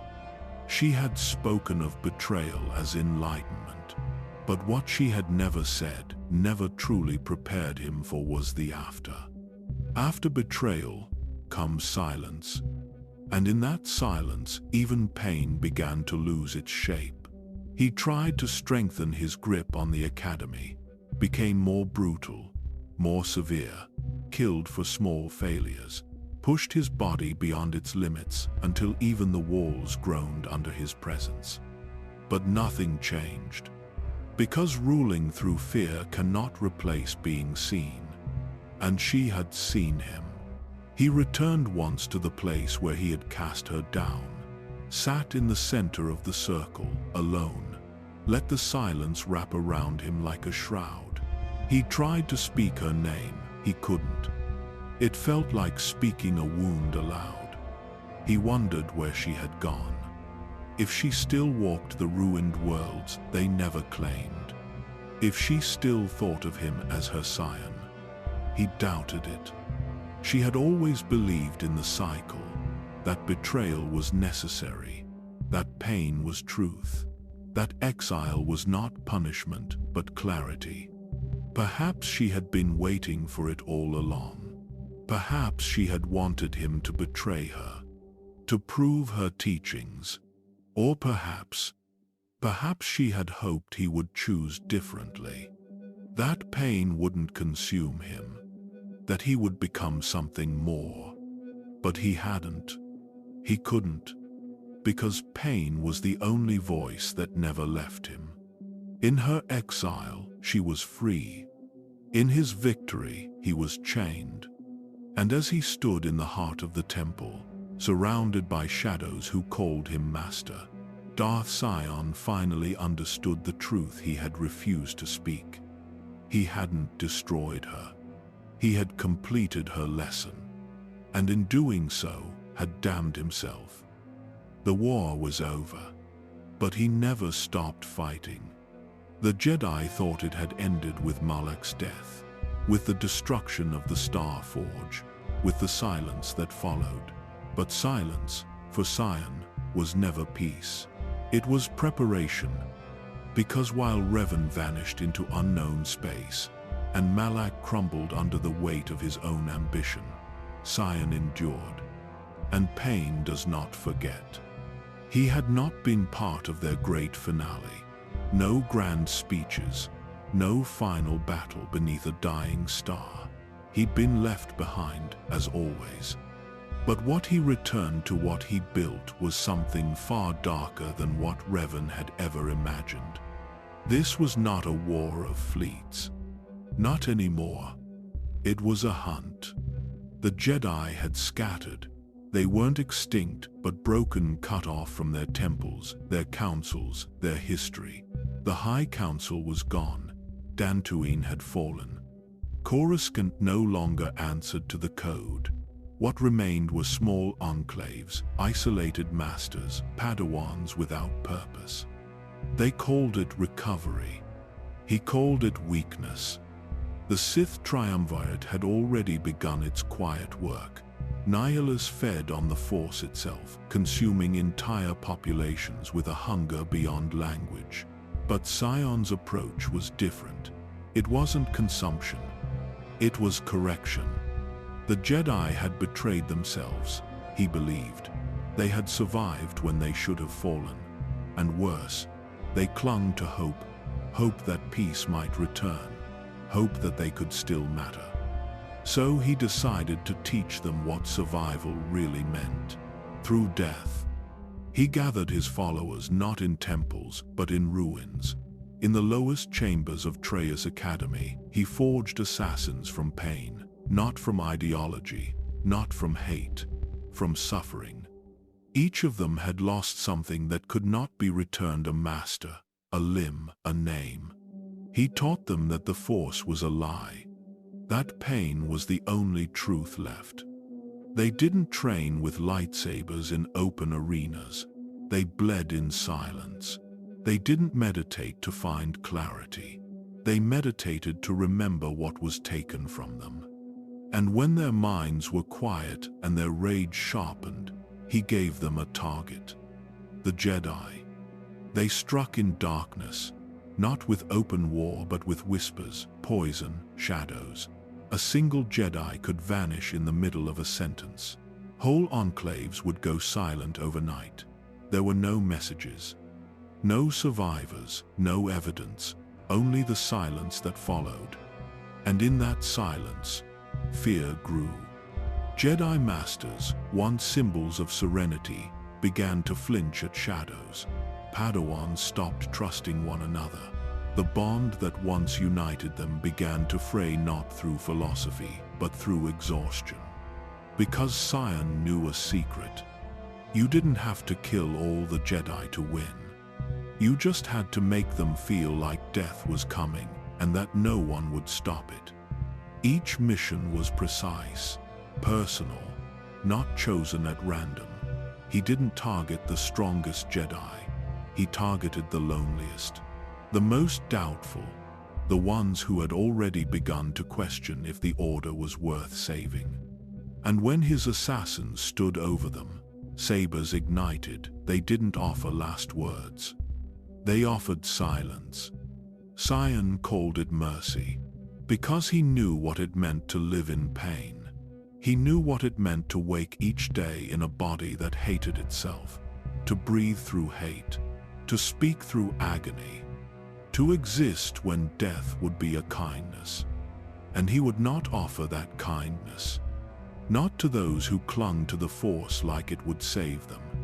Not to those who abandoned him decades ago. Because now the galaxy belonged to the forgotten, to the broken, to the ones who could not be killed. And in that new galaxy, pain wasn't punishment. It was doctrine. They didn't speak in his halls. Not out of discipline. Out of reverence. Words felt too heavy in the presence of someone who had outlived death. Someone whose body cracked with every step. Whose veins pulsed not with blood but with defiance. Darth Sion didn't lead through charisma or command. He led through presence. The assassins who followed him didn't need ideology.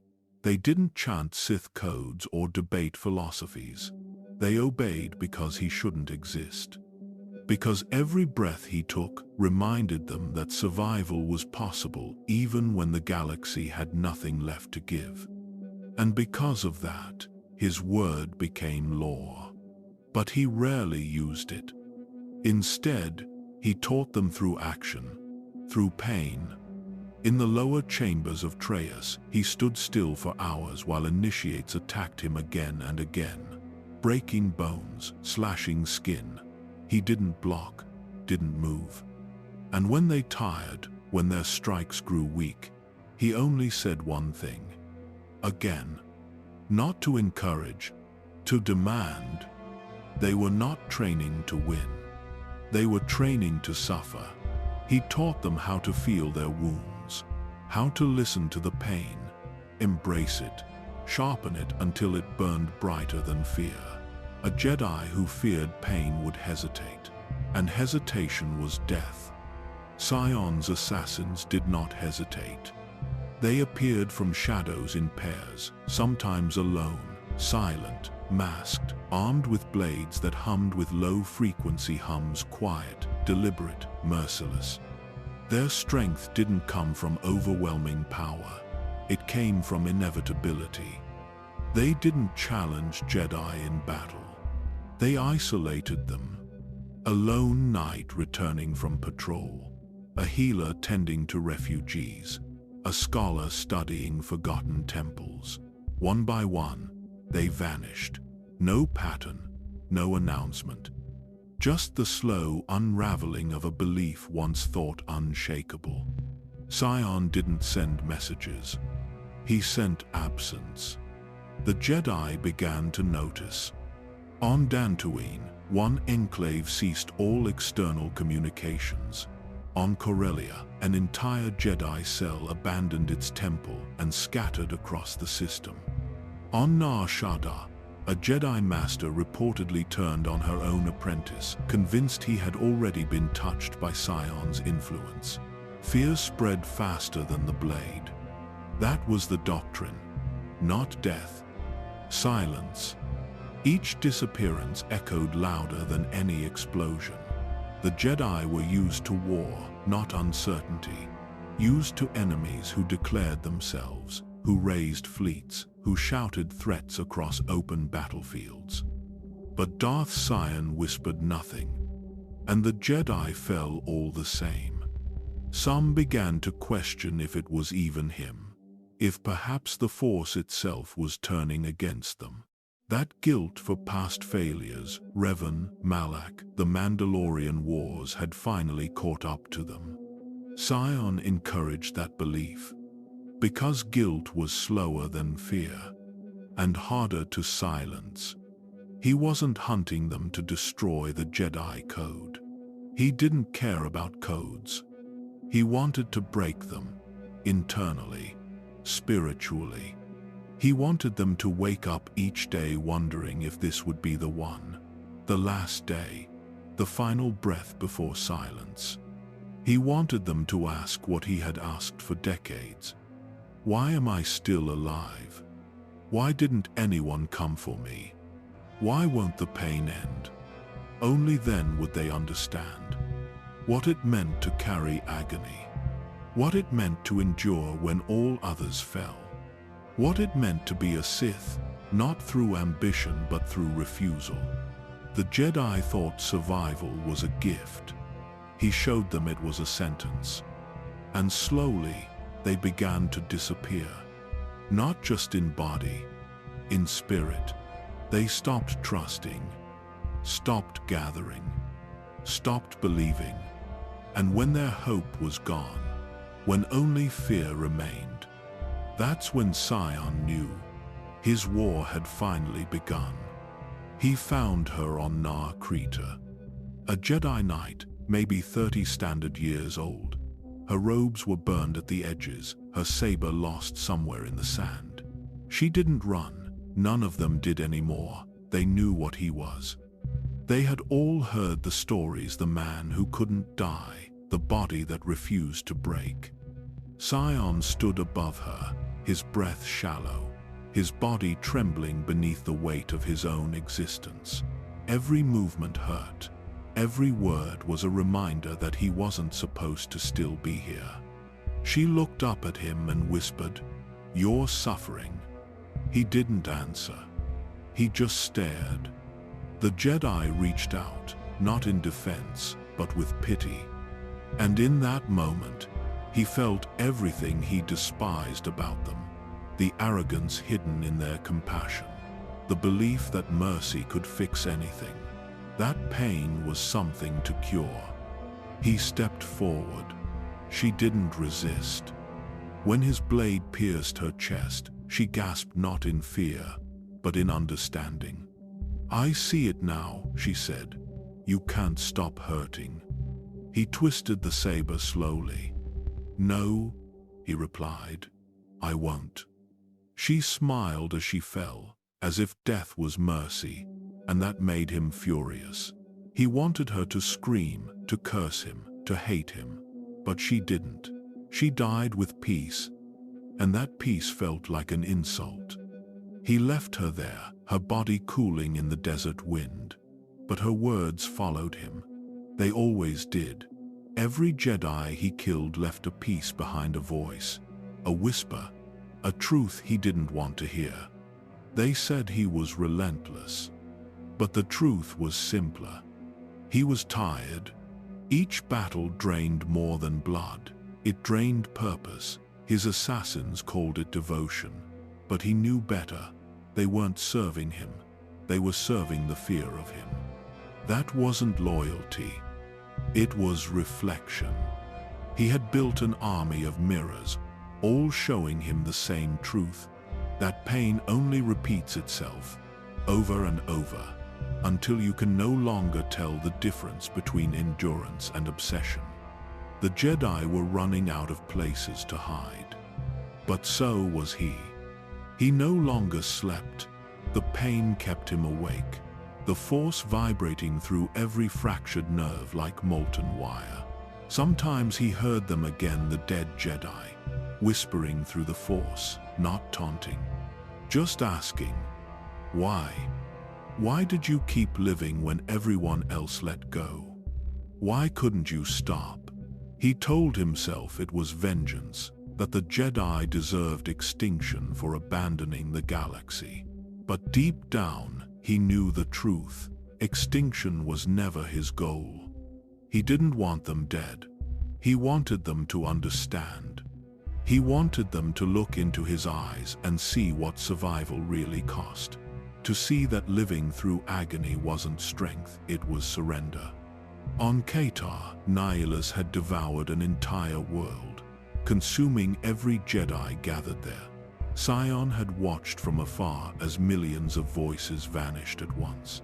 It was not a victory, it was emptiness. When the silence came, even the wind on Malachor seemed to stop. No life, no sound, no presence. Just the echo of what they had done. He stood in that void, realizing something he would never say aloud. The Jedi were not his enemy anymore. They were the last reflection of the man he used to be, the part of him that still believed pain had meaning. and he had just erased it. His assassins celebrated the Purge as triumph. They laughed, toasted, sharpened their blades for the next target. But he only watched, silent. The more they killed, the less he felt. He wasn't a conqueror.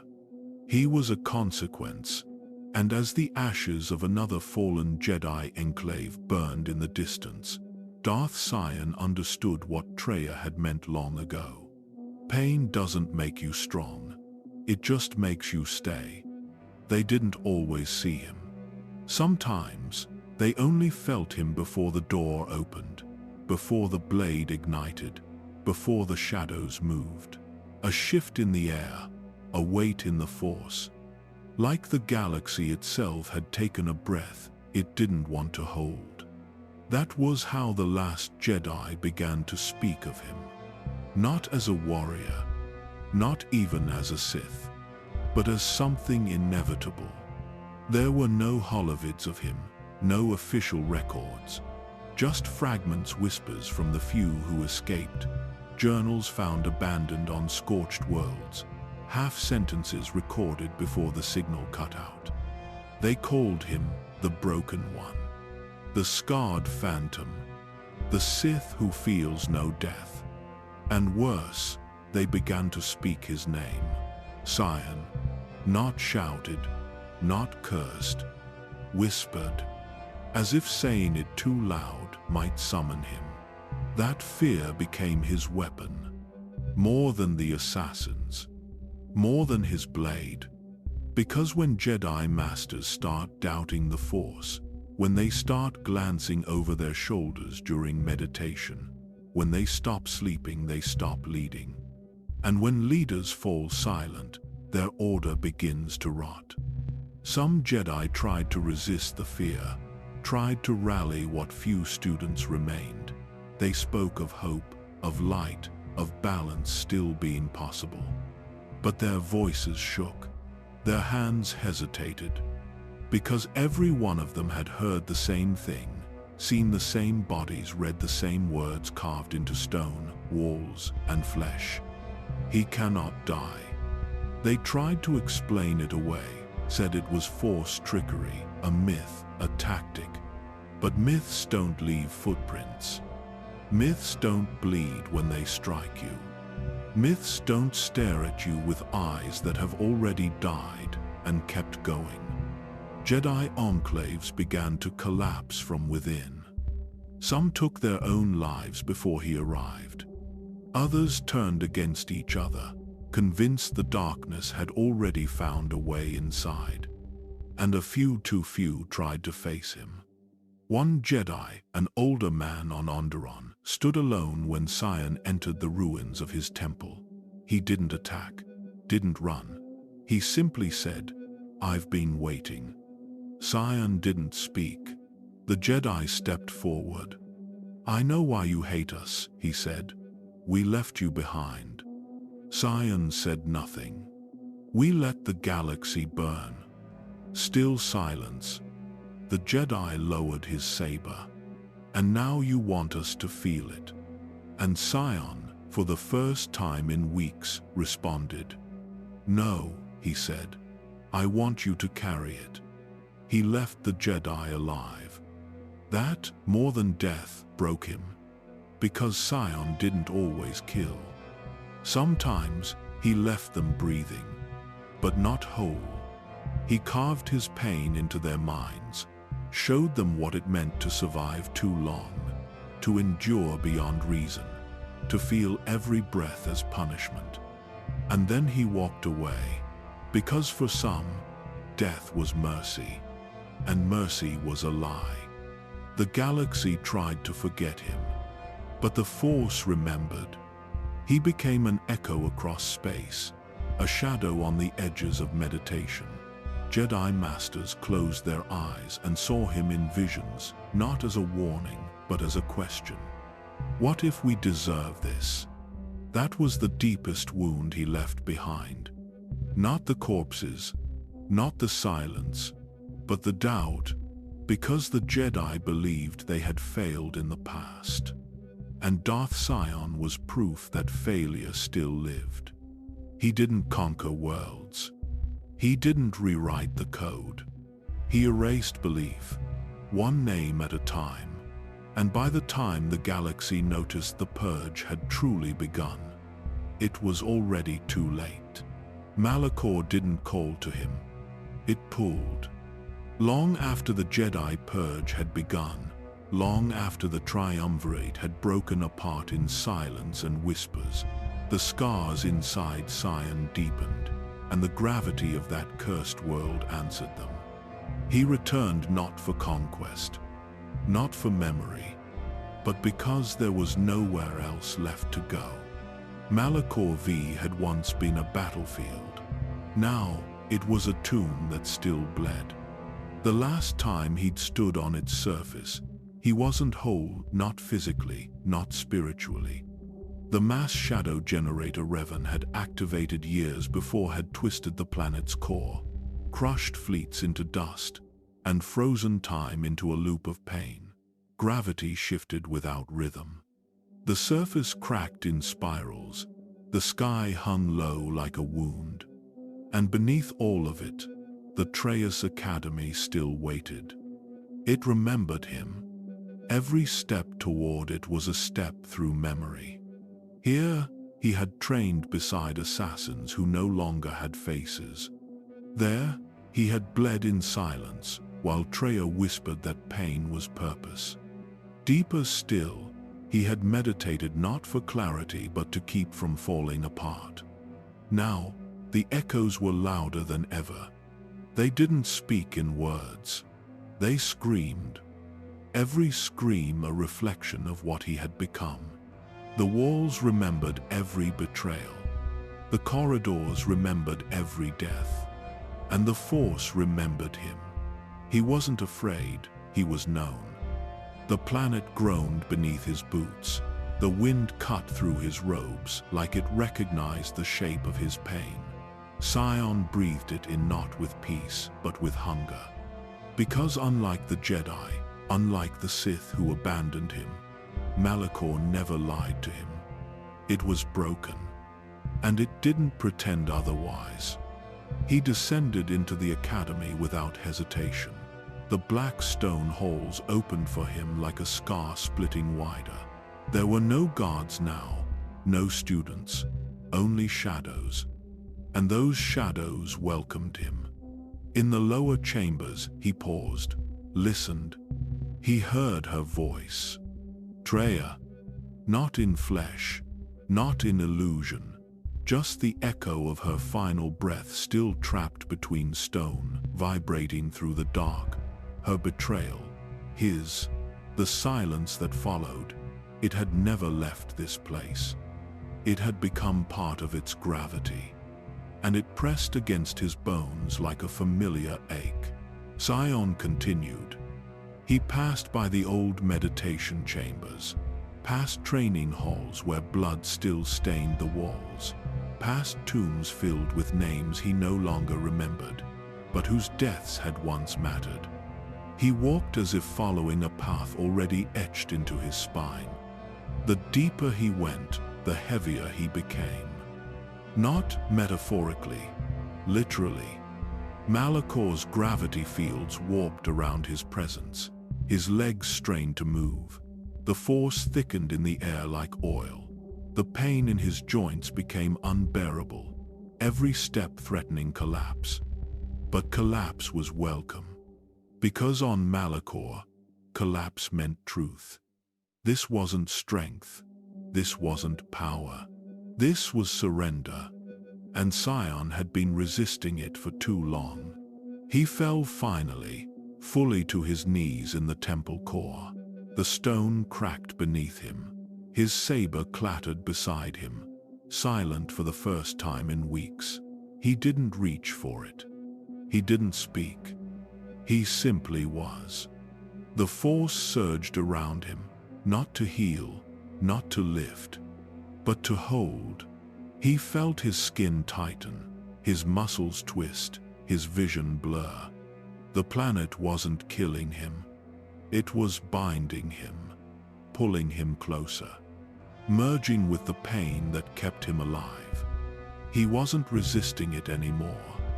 And that was the difference. He had come here thinking he might rest, that the planet would crush him, bury him, end him. But instead, it accepted him. Because Malachor didn't destroy what was broken. It crowned it. And as his body slumped forward, every nerve screaming, every scar reigniting, every breath pulled like glass across bone, Darth Sion understood something terrible. He hadn't returned to Malachor to die. He had returned to become it. The temple breathed around him. Not with air, but with memory. The walls exhaled silence. The floor pulsed like a scar beneath his body, and the force twisted, wounded, screaming pressed against his chest like the weight of the galaxy. He didn't rise. There was no need to. Down here, in the deepest heart of Malachor, time didn't move, only the dead did. And they moved through him. Their voices didn't accuse, they didn't beg. They whispered in circles, faint phrases repeated over and over. Names he had forgotten, moments he never meant to keep. Jedi he had killed, Sith he had bled beside, acolytes who had failed him, followers who had praised him, then vanished. He heard them all, and none of them spoke louder than her. Drea. Her voice came not as condemnation but as understanding. She didn't rage, didn't warn. She only watched from behind his thoughts, the way she always had. Studying, measuring, and waiting. You were always meant to fall, she seemed to say. Sion didn't argue. He wasn't here to resist. The gravity shifted again. The stone beneath him groaned. Somewhere above, something collapsed.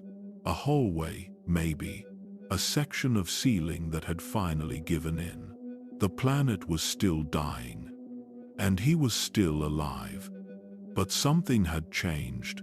His body, once held together by refusal, now felt merged with the temple. His skin pulsed with its energy. His scars aligned with its fractures. Every broken part of him resonated with the place that had never healed. He was no longer wearing pain. He was becoming it. The assassins he once led wouldn't have understood. They trained to kill, to erase. They believed pain was a means to victory. But Sion had moved beyond victory, beyond control. This wasn't power. This was identity. He rose slowly, bones cracking like dry wood. His feet dragged against the stone. Every movement drew blood. And still, he walked forward. Not to escape, not to conquer, just to exist in a place that finally mirrored him. The temple opened before him. He entered the Chamber of Echoes. It wasn't a throne room. It wasn't a shrine. It was a scar that had never closed. A hollow in the force where light could not settle. The room was circular, silent, and full of shadows that moved without shape. The dead were waiting, not physically, but through him. And when he stepped into the center, the silence broke. Dozens of voices, hundreds, thousands, all overlapping, all his. Fragments of pain, of death, of decisions he could not undo. The words of Jedi he had cut down. The last breaths of Sith who had believed in him. Treya's final teachings. Nihilus's void like hunger. Even his own screams, recorded in memory. Not one of them forgave him, and none of them hated him. Because on Malachor, there was no judgment. Only echoes. And Sion, for the first time, didn't fight them. He listened to every word, every regret, every cry, and in doing so, he let the Force tear through what little remained of his mind. Not to destroy it, to reveal it. Because the truth was simple. He had never left Malachor. Not truly. Even when he hunted Jedi across the stars, even when he ruled through fear, even when he cast down the one person who understood him, he was still here. In spirit. In pain. And now, in body. He collapsed in the center of the chamber, not in surrender, but in acceptance. His hand pressed flat to the stone, and for a moment, the temple stopped shaking. Because it recognized him. Not as a visitor, not even as a Sith, as its reflection. Darth Sion, the Lord of Pain, had come home. And Malachor, dead, broken, cursed, opened its arms. His body was no longer his own. It hadn't been for a long time, but here, on Malachor, that truth became unbearable. Each step sent tremors through his bones. Each breath pulled agony through his chest, like shards of glass. The force wrapped around his limbs, not as a current, but as a clamp. And still, he did not fall apart. Because pain, once again, held him. This wasn't the power of the dark side that the Sith taught, no crackling lightning, no projection of hate. This was the silent, suffocating gravity of endurance. The kind that doesn't scream. The kind that just stays. The Force wasn't healing him. It wasn't saving him. It was preserving him. Malachor refused to let him die, and so did the Force. Together, they conspired to keep his body functional barely. Muscles torn and regrown without symmetry. Bones shattered and reconnected at unnatural angles. Skin that flaked and reformed, stretched thin like old parchment. He was not a being anymore. He was a container of rage, of memory, of rot. And yet, he stood. He watched his hands twitch, not in fear, in rejection, his own body fighting itself, begging to be released. But his mind, the one piece that still obeyed, refused. He didn't need to be whole. He just needed to be held together. Because every piece that broke inside him whispered louder than any voice ever had. Stay. Stay through the fracture. Stay through the silence. Stay because letting go would mean becoming nothing. The Jedi had called that surrender, called it balance, but Sion knew what real surrender looked like. It looked like peace, and peace was a lie. Peace had abandoned him on Dixon. Peace had left him behind on Nar Shaddaa. Peace had buried him under the wreckage of Korriban's forgotten tombs. Only pain had remained. And now, here, in the temple's lowest depths, that pain finally had form. He stood before a mirror.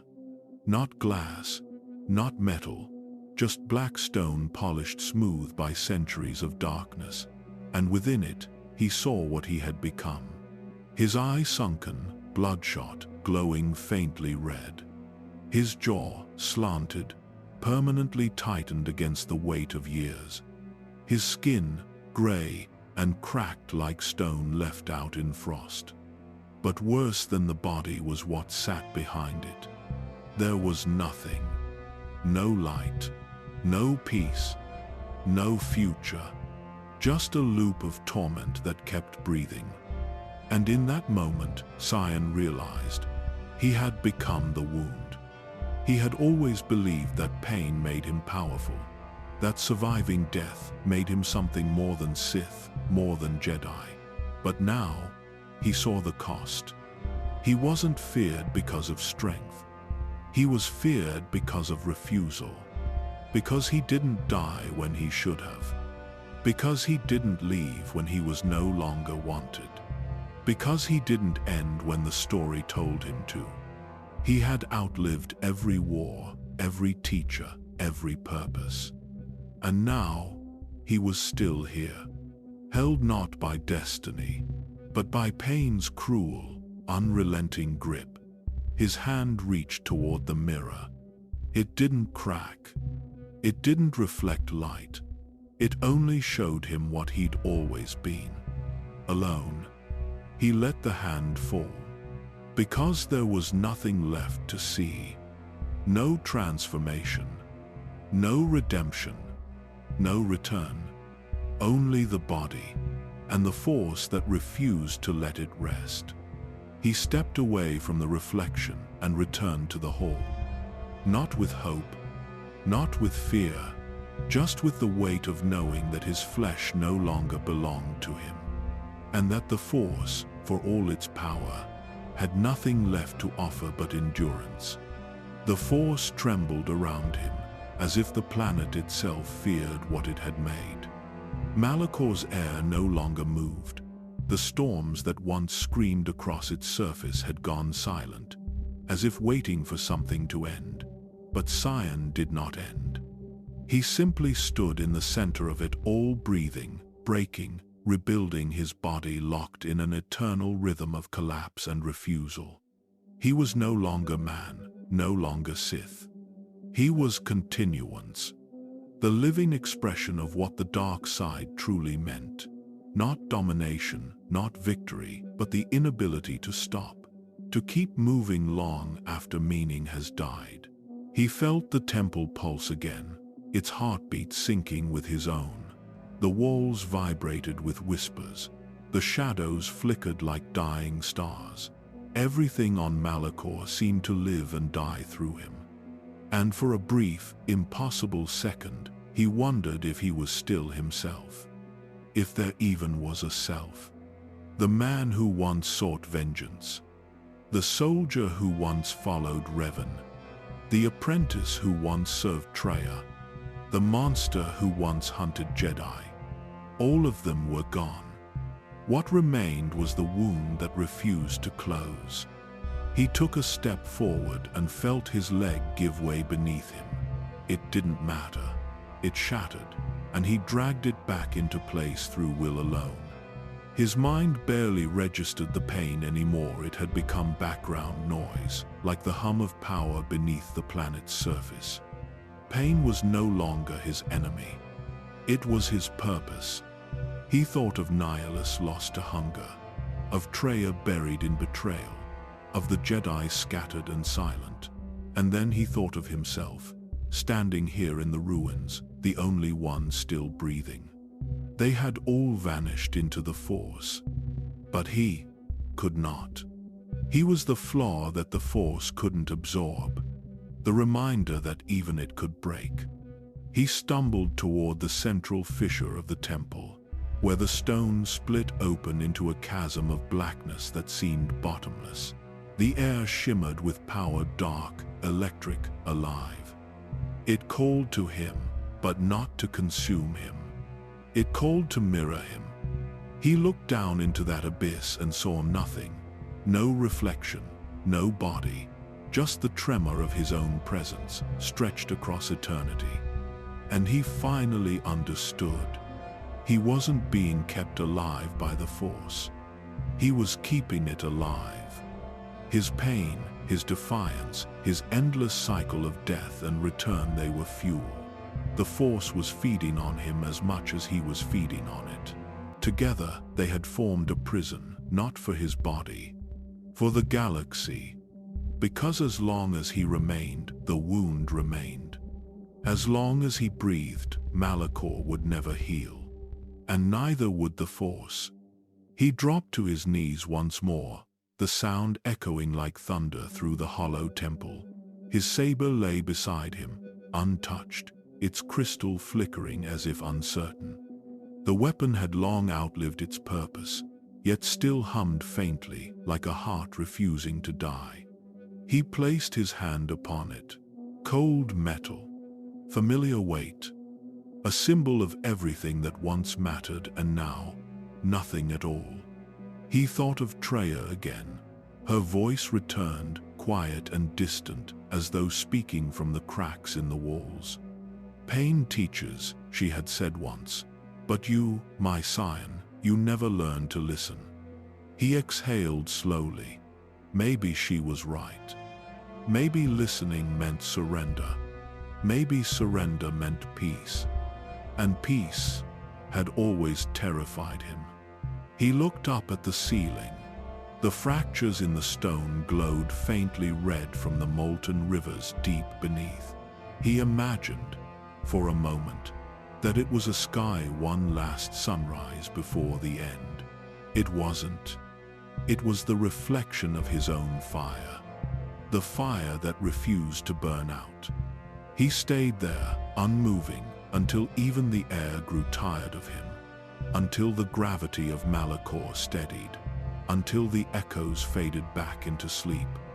And in that stillness, Darth Sion, the man who could not die, became something worse than eternal. He became unchanged. Not gone. Not free. Just there. A scar that the galaxy would never forget. And a reminder that some wounds are not meant to heal. She came alone. No battalion. No council. No title. Just a quiet presence stepping through the same shadows that had once tried to consume her. Her robes bore no crest. Her saber was not drawn. Her name had not been spoken on this world for years, but Malachor remembered her. And so did he. Darth Sion, the Lord of Pain, stood in silence as she approached. He felt her steps before he heard them, each one a ripple through the dark, a pulse in the dead stone beneath his feet. She was not like the others, not like the Jedi he had hunted, not like the Sith who had followed him. She had left, and yet she had returned. He did not understand it, could not. The Force had screamed through her absence after the war, like a missing limb. She had been a wound, just like him, but hers had closed. Hers had healed. Now she was back, and she was whole. Sion hated her for it. Not because of what she had done, not because of what she believed, but because of what she represented. The one thing he could never claim, the one truth he could never become. An end. He watched from the shadows as she crossed the threshold of the temple. Her eyes lifted toward the broken ceiling. Her breath caught as she took in the decay, the silence, the weight of suffering trapped in every stone, and yet she did not flinch. She had walked through this pain before. Sion moved toward her without a word. His body cracked with every step. Joints snapped, flesh tore and rewove itself. His presence surged like fire through the dark, but she didn't draw her weapon. She didn't brace herself. She simply turned to face him. The light did not follow her into the chamber, but it didn't need to. She was the light. Mitra Surik, he said, his voice more gravel than speech. The exile returns to finish what she ran from. She said nothing at first, just looked at him. Not with pity, not with fear, with sorrow. And for a moment, that gaze struck deeper than any blade. "You survived," she finally said. Sion laughed, but there was no joy in it. "I endure. You wouldn't understand." "I do," she said. "More than you think." He stepped closer, the heat of the dark side radiating off his skin like a furnace. "You know nothing of pain, nothing of what it takes to remain." "You're right," she replied. "I didn't remain. I left. I broke. I disappeared." She stepped forward now, slowly, as if approaching a wounded beast. "But I came back." That was what enraged him. Not her words, her return. Because it made him wonder, what had she found out there? And why hadn't he? He circled her now, like a predator unsure of his prey. "You came to destroy me. That's why you're here." "I didn't come to destroy you," she said softly. "I came to face you." He didn't understand. "Then draw your blade." "No." Sion's face twitched. "You will." I might, she said, but not because I hate you. That stopped him. The silence stretched between them. The temple watched, ancient and still.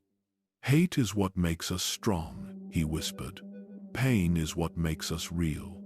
Pain is what made you stay, she said. But it didn't make you live. He didn't move, didn't breathe. He felt her words strike deeper than any wound he had carried. They didn't challenge him. They revealed him. Because deep beneath his fury, beneath his refusal to die, he knew. She was right.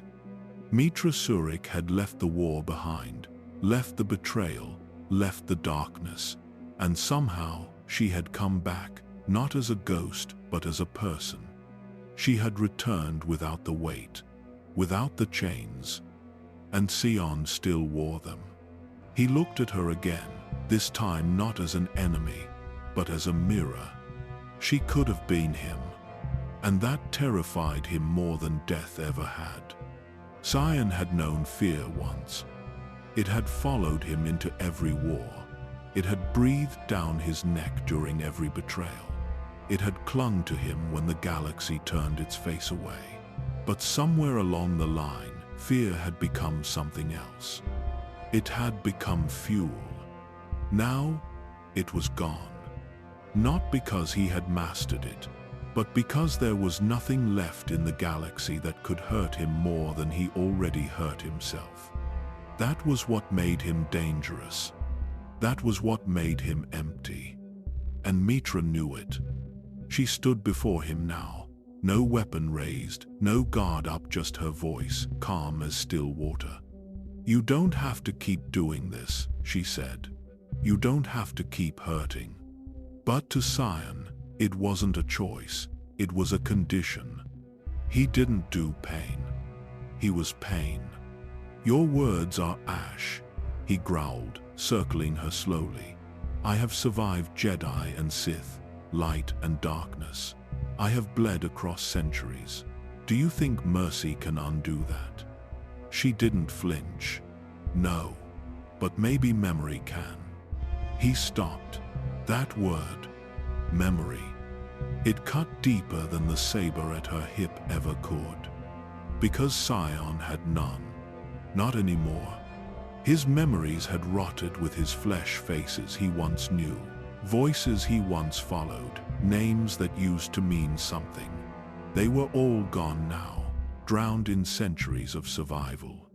Even his own name before Sion, before the title was lost. He had given it up to become something unkillable. And now, she spoke to him like he was still someone. I remember you, she said quietly. From the war. He looked at her, searching for a lie. There was a man, she said, on Dexon. A Sith who didn't die when he should have. A warrior who wouldn't fall. I didn't know his name, but I saw the pain in his eyes. Sion turned away. Because it was true. He remembered Dexon, the jungle soaked in blood, the screams of Mandalorians falling, the Jedi who had begged for mercy and the silence that followed. But most of all, he remembered the cold. Not the cold of weather, the cold of loneliness. That feeling that even surrounded by legions, he was already forgotten, already gone. You should have killed me then, he said. I didn't know how, she answered.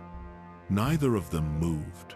The air between them hung heavy, as if the temple itself was listening, waiting. Sion finally spoke again. You came here thinking you could save me. No, she said. I came here hoping you still wanted to be.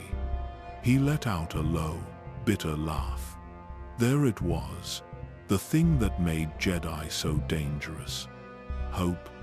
Not because it healed, but because it reached. Even here, even now, even in him. Hope was a knife, a quiet one. The kind that didn't scream when it pierced. The kind that made him feel. And he hated it. You think this is weakness, she continued. But I've seen what strength looks like. I followed Revan into battle. I stood beside Jedi who chose death over fear. And I saw what happened to the ones who couldn't let go. Sion didn't answer, because he already knew. He was what happened.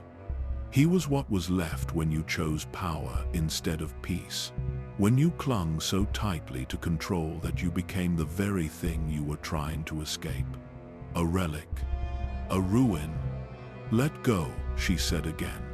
There's nothing left to fight. He stared at her.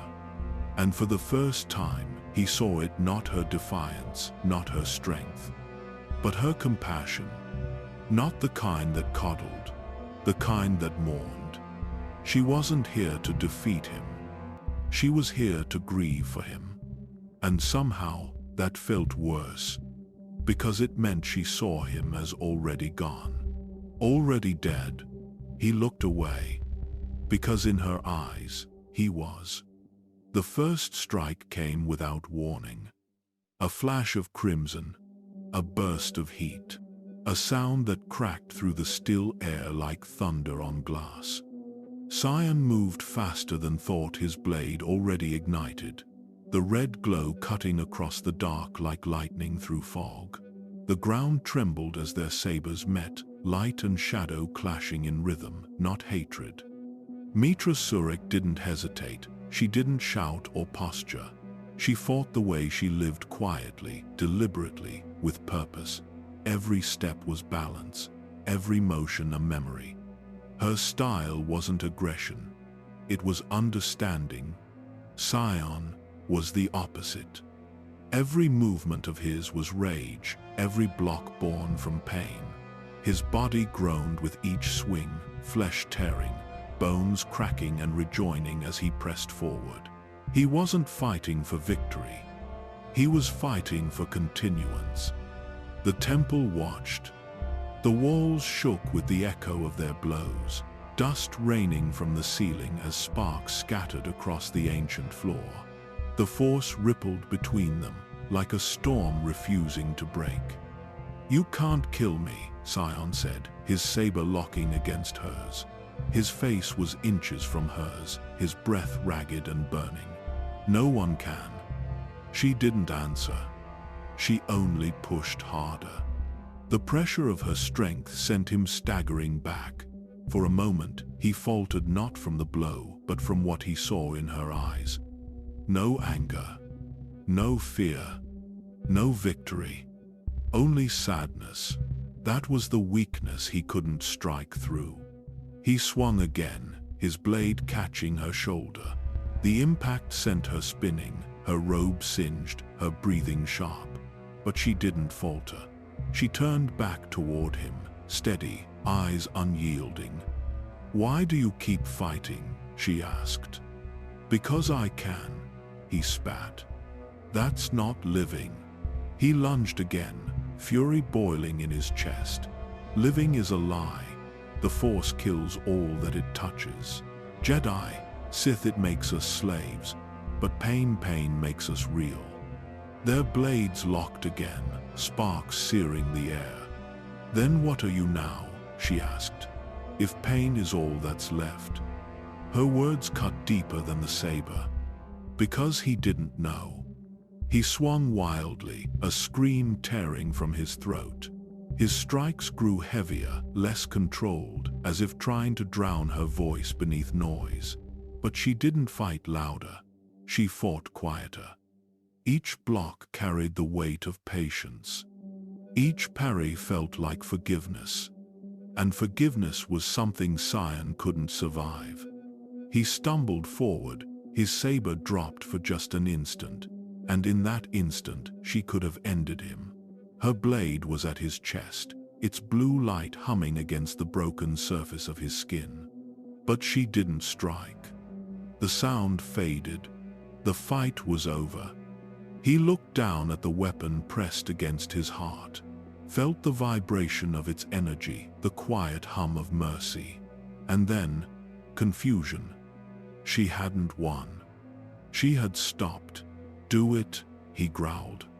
She didn't move. "Do it," His voice cracked. His breath stuttered. "End me."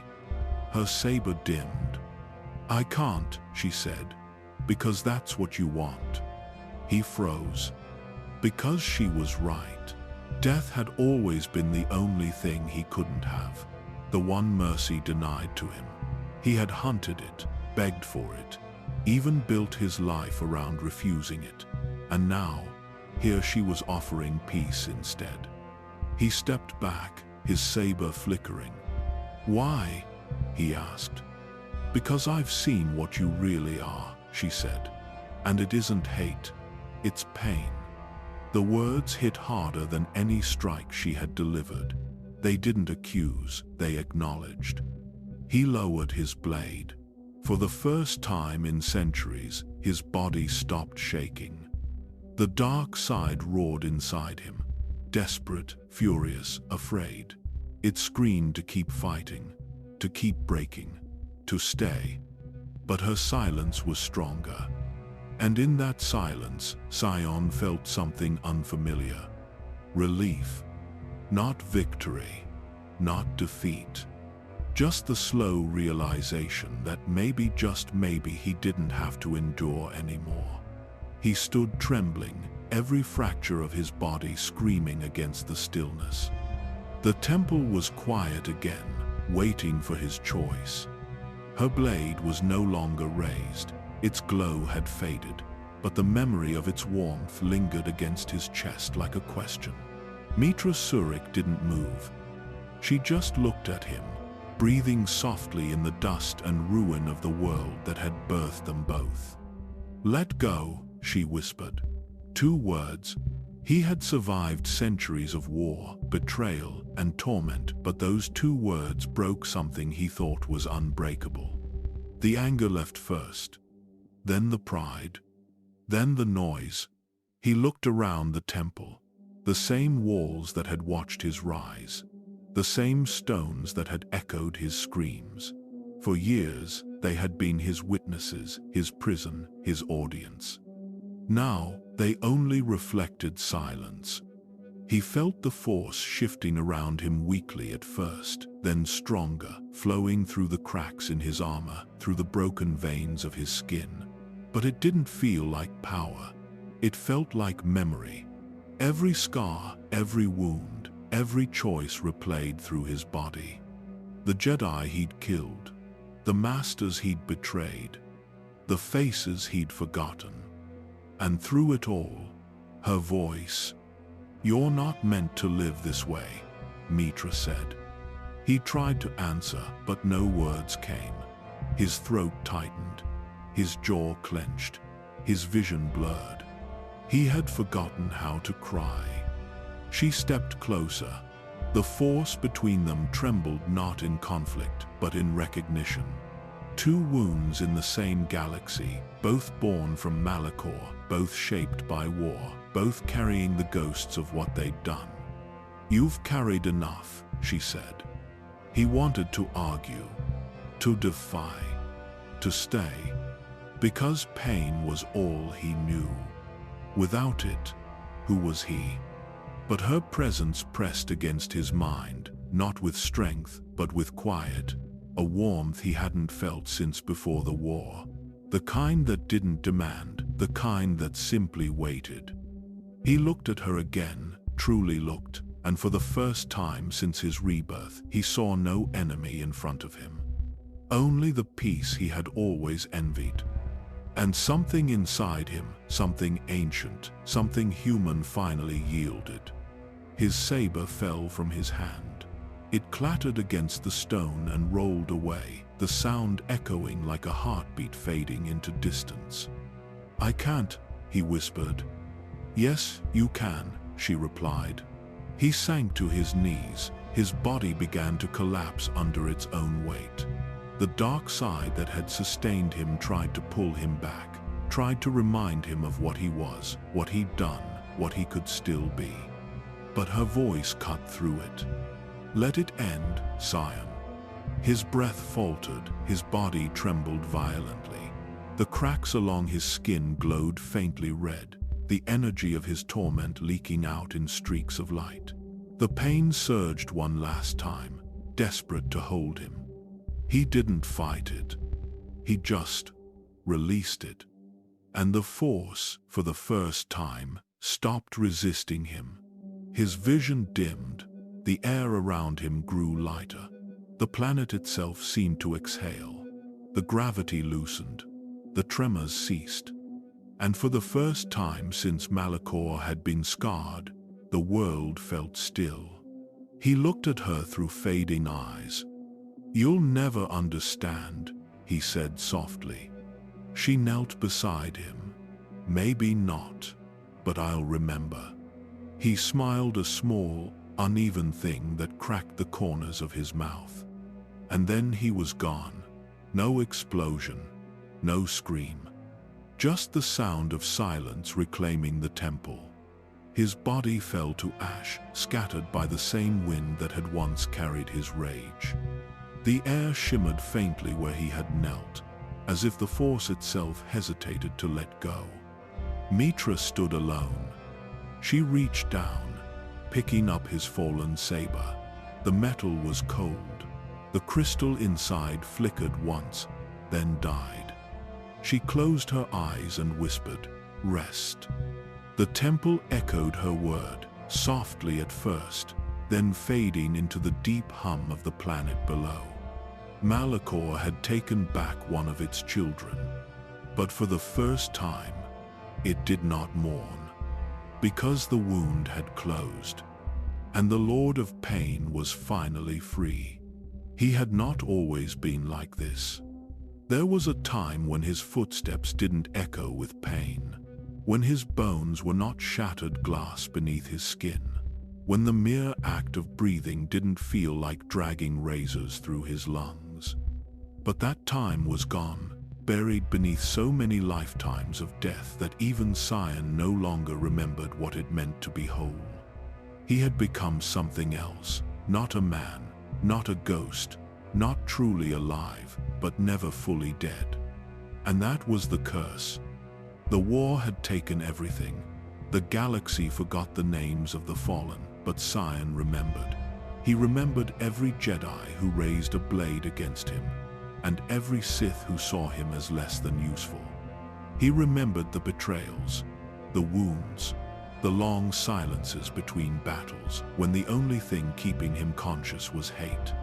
Even now, centuries later, his flesh clung to his bones through will alone, cracked, rotted, broken in places that no healing could reach. But it was not the pain that tormented him.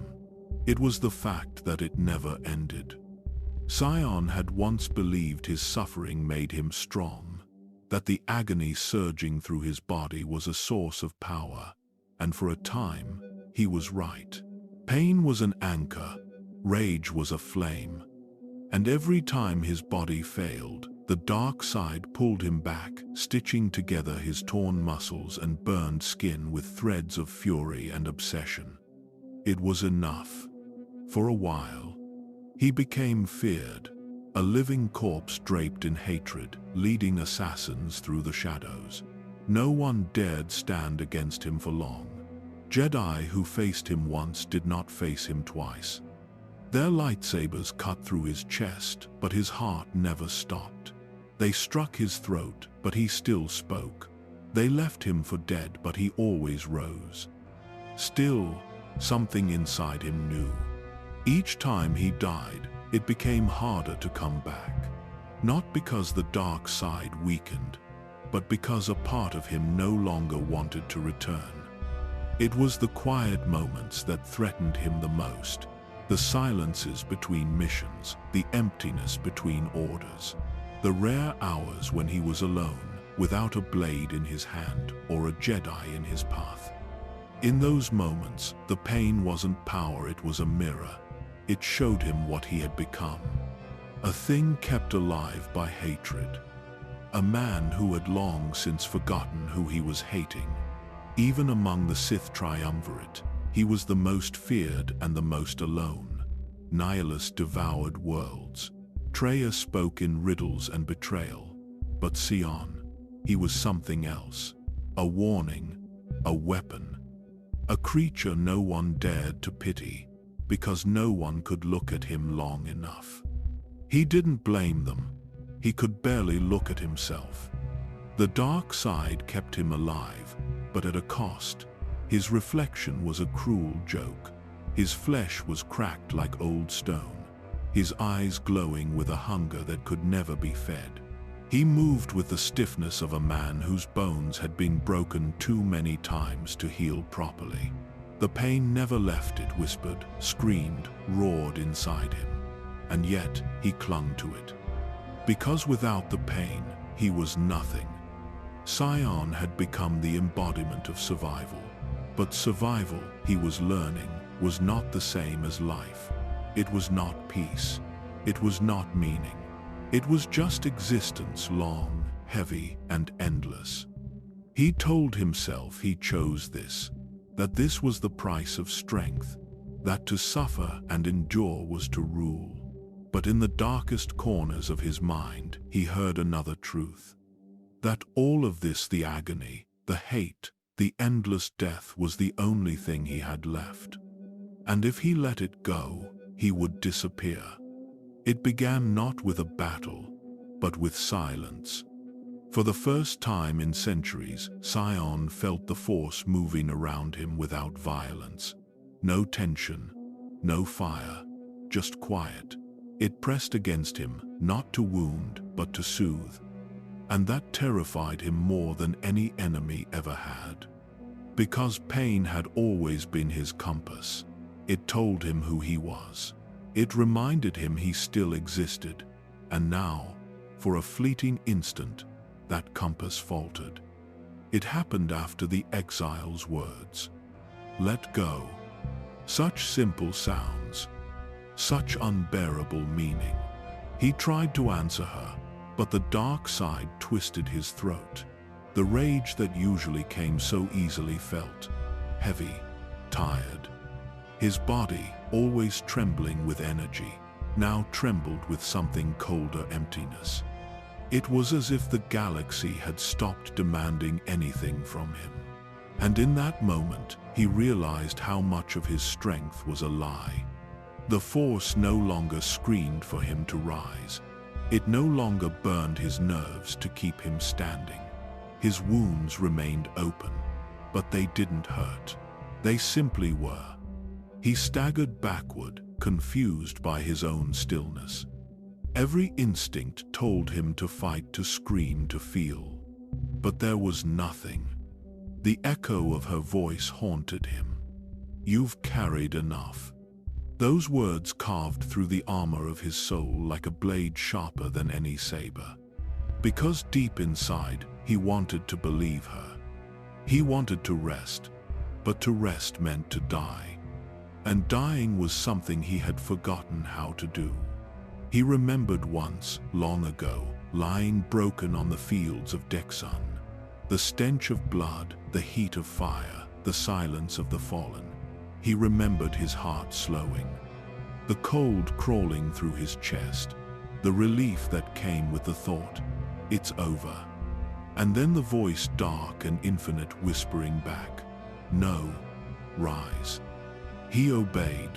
He always obeyed. Pain had been his master ever since. It gave him purpose, even when purpose no longer mattered. But now, standing before the one Jedi who refused to kill him, he realized something horrifying. Pain could no longer hold him. It was slipping. The dark side that once wrapped him in its cruel embrace now felt thin, distant. The same power that had made him immortal was fading from his grasp. Not because it had weakened, but because he had. He was letting go, whether he wanted to or not. Sion's breath shuddered. His saber, once steady, flickered in his hand. He watched the crimson light pulse weaker and weaker until it looked less like fire and more like dying embers. He clenched his jaw, trying to call the rage back to feel the heat again, but the spark didn't come. Only cold. Mitra Surik stepped closer. She didn't strike, didn't speak, she simply waited. The stillness pressed harder. He could almost hear his body asking permission to fall apart. Every cell of his being, every torn ligament and splintered bone ached for release. His skin, gray and fractured, seemed ready to crumble into dust. His heart pounded once, then hesitated, like it too was uncertain whether to continue. He looked at her, this exile, this wound made whole, and for the first time he saw her not as his end, but as his mirror. She had lost everything too. She had bled for the same wars, but unlike him, she had healed. That was her power, not destruction, not mastery. Healing, and that was the one thing Darth Sion had never learned. The silence deepened until even the hum of the lightsabers seemed distant, like memories from another life. His voice cracked when he finally spoke. "Why won't you kill me?" Her answer was gentle, "Because you've already done it." He stared at her, confused, then understood. He had killed himself. Slowly, repeatedly, every time he clung to pain instead of peace, every time he rose when the Force tried to let him fall, every time he chose to suffer rather than stop. The thought hollowed him, and in that hollow space, the pain slipped. The dark side begged him to rise again. It clawed at his veins, whispering promises of power, survival, eternity. But this time, Sion didn't answer, because for the first time since he had been reborn, he heard what silence sounded like. It was not the silence of victory or defeat. It was the silence of truth. The Force no longer demanded his loyalty. It simply waited. He fell to one knee, his saber slipping from his grasp. The red blade hissed against the stone before fading into darkness. His breath rasped, uneven, torn between instinct and surrender. "I don't want to die," he whispered. The words sounded strange, childlike, as though spoken by someone who still believed in something. Mitra Surik stood a few steps away, her eyes steady, her hands empty. She did not offer him the comfort of lies. She knew this was not about mercy. It was about permission. He had lived too long without ever asking for it. "You've been dying for a long time," she said quietly. "You just never stopped fighting it." Her voice didn't carry judgment. It carried understanding.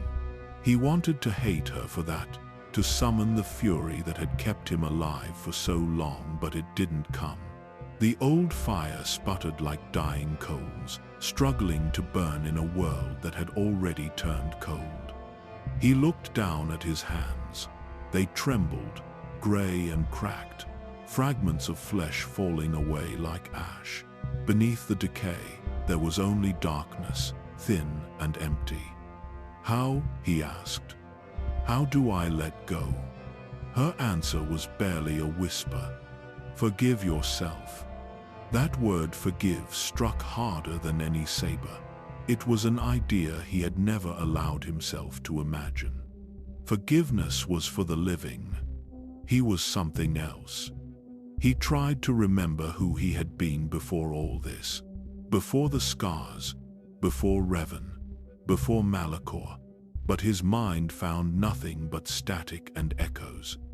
Even his own name felt foreign, hollow, worn away by centuries of rage. What was left of him was only pain wearing a face. And yet, when she looked at him, she saw more. He felt it through the Force, the faint echo of compassion she held for him, undeserved and unspoken. It filled the temple like light seeping through cracks in the dark. It terrified him. "Don't," he hissed. "Don't feel that." But she did. She saw the man buried beneath the ruin, the warrior who had once believed in something beyond pain. The one who had fought not to destroy, but to belong. And in that single instant, Sion's greatest strength became unbearable. because to keep living now meant denying that compassion. And he was tired of denial. He closed his eyes, the weight of centuries pressing against his chest. Every moment he had survived returned to him at once, the screams, the betrayals, the endless resurrections. He felt each death again, but differently this time. Not as proof of power, but as evidence of how long he'd refused to rest. The Force surrounded him. It no longer fought to hold him together. It simply asked, quietly, if he was ready. He was shaking when he answered. "I'm not afraid of death," he said. "I'm afraid of being forgotten." Mitra's reply came soft as wind. "You won't be, not by me." Something inside him cracked, not bone, not flesh, but the chain that bound him to pain. And through that fracture, light entered. It didn't heal him. It released him. His body began to fade, piece by piece, not in agony, but in peace. The Force didn't tear him apart this time. It carried him gently, as if welcoming home something that had been lost too long. Darth Sion opened his eyes one last time, and for the first time since his rebirth, they were calm. He whispered, "Thank you." And then, the Lord of Pain was no more. The Temple of Traius stood still. No footsteps echoed through its halls. No screams, no whispers, no clash of blades. Only silence. Heavy, sacred, final. And within that silence, the Force mourned. Where Darth Sion had once loomed a shadow of rage bound to flesh, there was nothing. No remains. No armor. No echo of pain left behind. Just quiet. As if the galaxy itself had taken a deep breath and finally let it go. Mitra Surik stood alone. She did not speak, she did not weep, but something inside her shifted. Some deep thread that had always braced against sorrow suddenly unknotted. What she had witnessed was not a victory. It was not even redemption. It was release. A Sith Lord had chosen death, not in defeat, not in fury, but in peace. And that had changed everything. The Jedi Civil War had left scars. Malachor had become a wound in the Force. Sion had been its guardian, its echo, its refusal to heal. And now, the wound was closing. Slowly, painfully. But it was closing. She walked through the empty corridors of the temple. The stones remembered his footsteps. The shadows remembered his voice. He had ruled this place not through strength, but through fear, through endurance, through the legend of a man who could not die. But legends fade, and sometimes, when they do, something more truthful is born. The Sith had long taught that strength came from power, that pain was proof of will, that survival was superiority. But Sion's end proved otherwise, because in the end, it was mercy that broke him. Not a lightsaber, not exile, not betrayal. Compassion had reached where the Force could not, and it had set him free.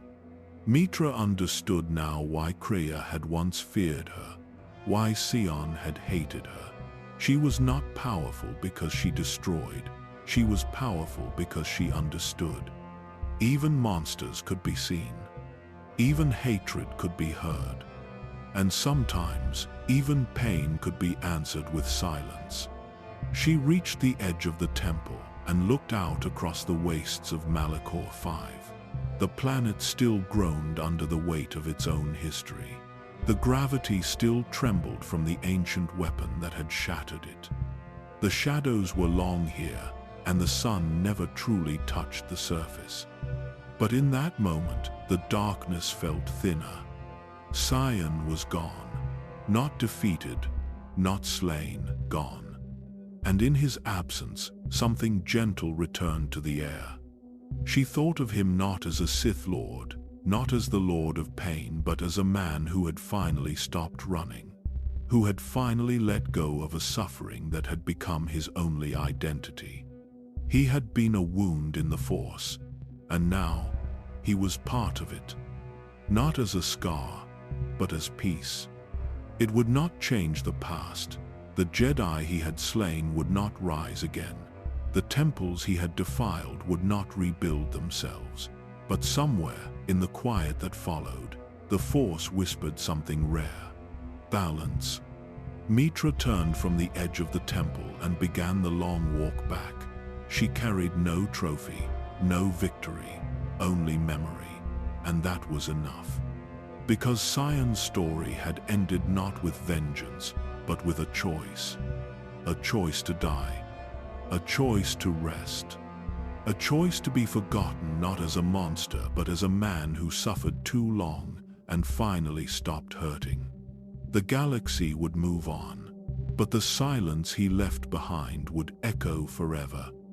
He died without a grave. No body, no ceremony, no witness to mark the end of Darth Sion. The Lord of Pain faded not with a scream, but in silence. There were no Jedi scrolls written to condemn him, no Sith doctrines crafted to preserve him. When his broken body finally gave out, it was not war that claimed him, it was surrender, not to his enemies but to peace. And yet, the galaxy did not forget him. Across the dark corners of forgotten archives, his name returned in whispers. Some called him a phantom. Others said he was a curse from Malachor. The Jedi refused to speak of him at all. Perhaps because they feared what his life meant. That someone could survive not through discipline or balance or the will of the Force but through agony. He never wrote a holocron. He never trained an apprentice. He never ruled an empire or held a title beyond the one he gave himself. He was not a teacher, not a thinker. He was a scar that walked. And when he vanished, the wound remained. There were rumors, always rumors, that he still wandered the edges of the outer rim, half alive and half dreaming, that his body could not decay, that his spirit had fused with Malachor 5, bound to its gravity well like a soul in orbit. But none of these rumors mattered, because Darth Sion had never been about legacy. He was about pain. Pain that kept walking, pain that didn't need a reason. Long after the Sith Triumvirate collapsed, long after Mitra Surik vanished into the unknown, and long after the Mandalorian Wars had become legend, his presence still echoed through the Force. Not as a memory, not even as a warning, but as a question. What if suffering was strength? The Force never answered that question, because it couldn't. Because Darth Sion had broken something sacred not just in the Jedi, not just in the Sith, but in the very balance itself. And when he was finally gone, the Force did not heal. It simply paused, as if unsure whether it was safe to move forward again. The Sith did not honor him. They did not carve his name into their temples or whisper his teachings in secret. To most, he was a ghost from an age too painful to remember. The rule of two had already begun to shape a new order, one that sought control, not torment. To the new Sith, pain was a weapon, but to Sion, it had been existence. And that frightened them. Because his story was not about ambition or conquest. It was about endurance, about a man who refused to fall even when the galaxy begged him to. To the Sith who followed, his survival should have been an inspiration. Instead, it was a warning.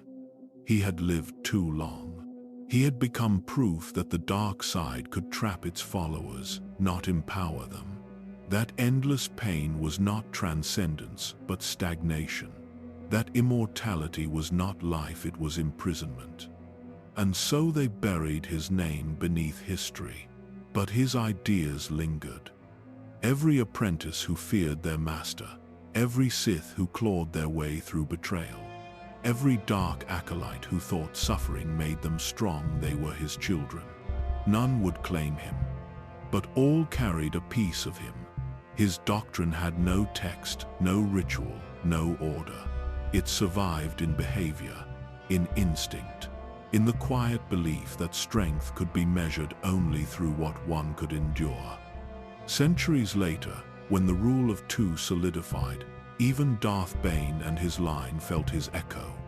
Their creed of survival, their obsession with power through struggle, all of it was born from the same wound that Sion had embodied. Yet they never spoke his name. Because to acknowledge him was to confront the truth they wished to ignore. That pain does not make you powerful. It only makes you stay. Darth Sion's doctrine outlived his era, not because it was taught, but because it was felt. A whisper passed through generations of Sith and Jedi alike, unspoken, untraceable, eternal. It said, "The Force can make you immortal, but it will never make you free." Time turned his tragedy into legend. In cantinas on forgotten worlds, smugglers whispered of a Sith who could not die. On Drummond Cass, archivists dismissed him as myth.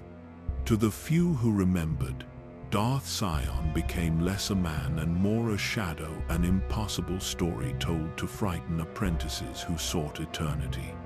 They said his body was stone, his veins filled with fire. They said he could will himself back from death 1,000 times. Some even claimed his spirit lingered beneath Malachor's crust, waiting for the galaxy to forget so he could rise again. None of it was true. And yet, none of it was entirely false. Because myths in the Star Wars galaxy do not die when the truth fades, they adapt. They become lessons wrapped in fear. And Sion's story became the lesson every Sith ignored until it consumed them. The myth said that pain could conquer death, that hatred could hold the body together, that willpower alone could defeat the Force itself. To the desperate, it sounded like hope. To the wise, it sounded like a curse. Across centuries, his image shifted. Artists painted him as a figure of vengeance, draped in tattered robes, eyes glowing like molten iron. To Jedi historians, he was the embodiment of corruption. To the Sith, he was the mistake no one wanted to repeat. But myths have gravity. They pull at the mind. And so, in secret, his name returned. Among the broken and the exiled, among those who felt betrayed by both light and dark, Sion became a symbol, not of power but of survival. They whispered his name as prayer and warning both. If he could live through pain, so can we. But they misunderstood him. Because Sion's survival had never been victory. It had been refusal, an act of fear disguised as strength. The myth should have died when he did. Instead, it lived on. Not in the Force, not in truth, but in the hearts of those too afraid to rest. And that was how his shadow kept breathing. The Force remembers everything. It remembers peace and war. It remembers birth, betrayal, and the cries of those who died in silence. But not all echoes fade. Some linger.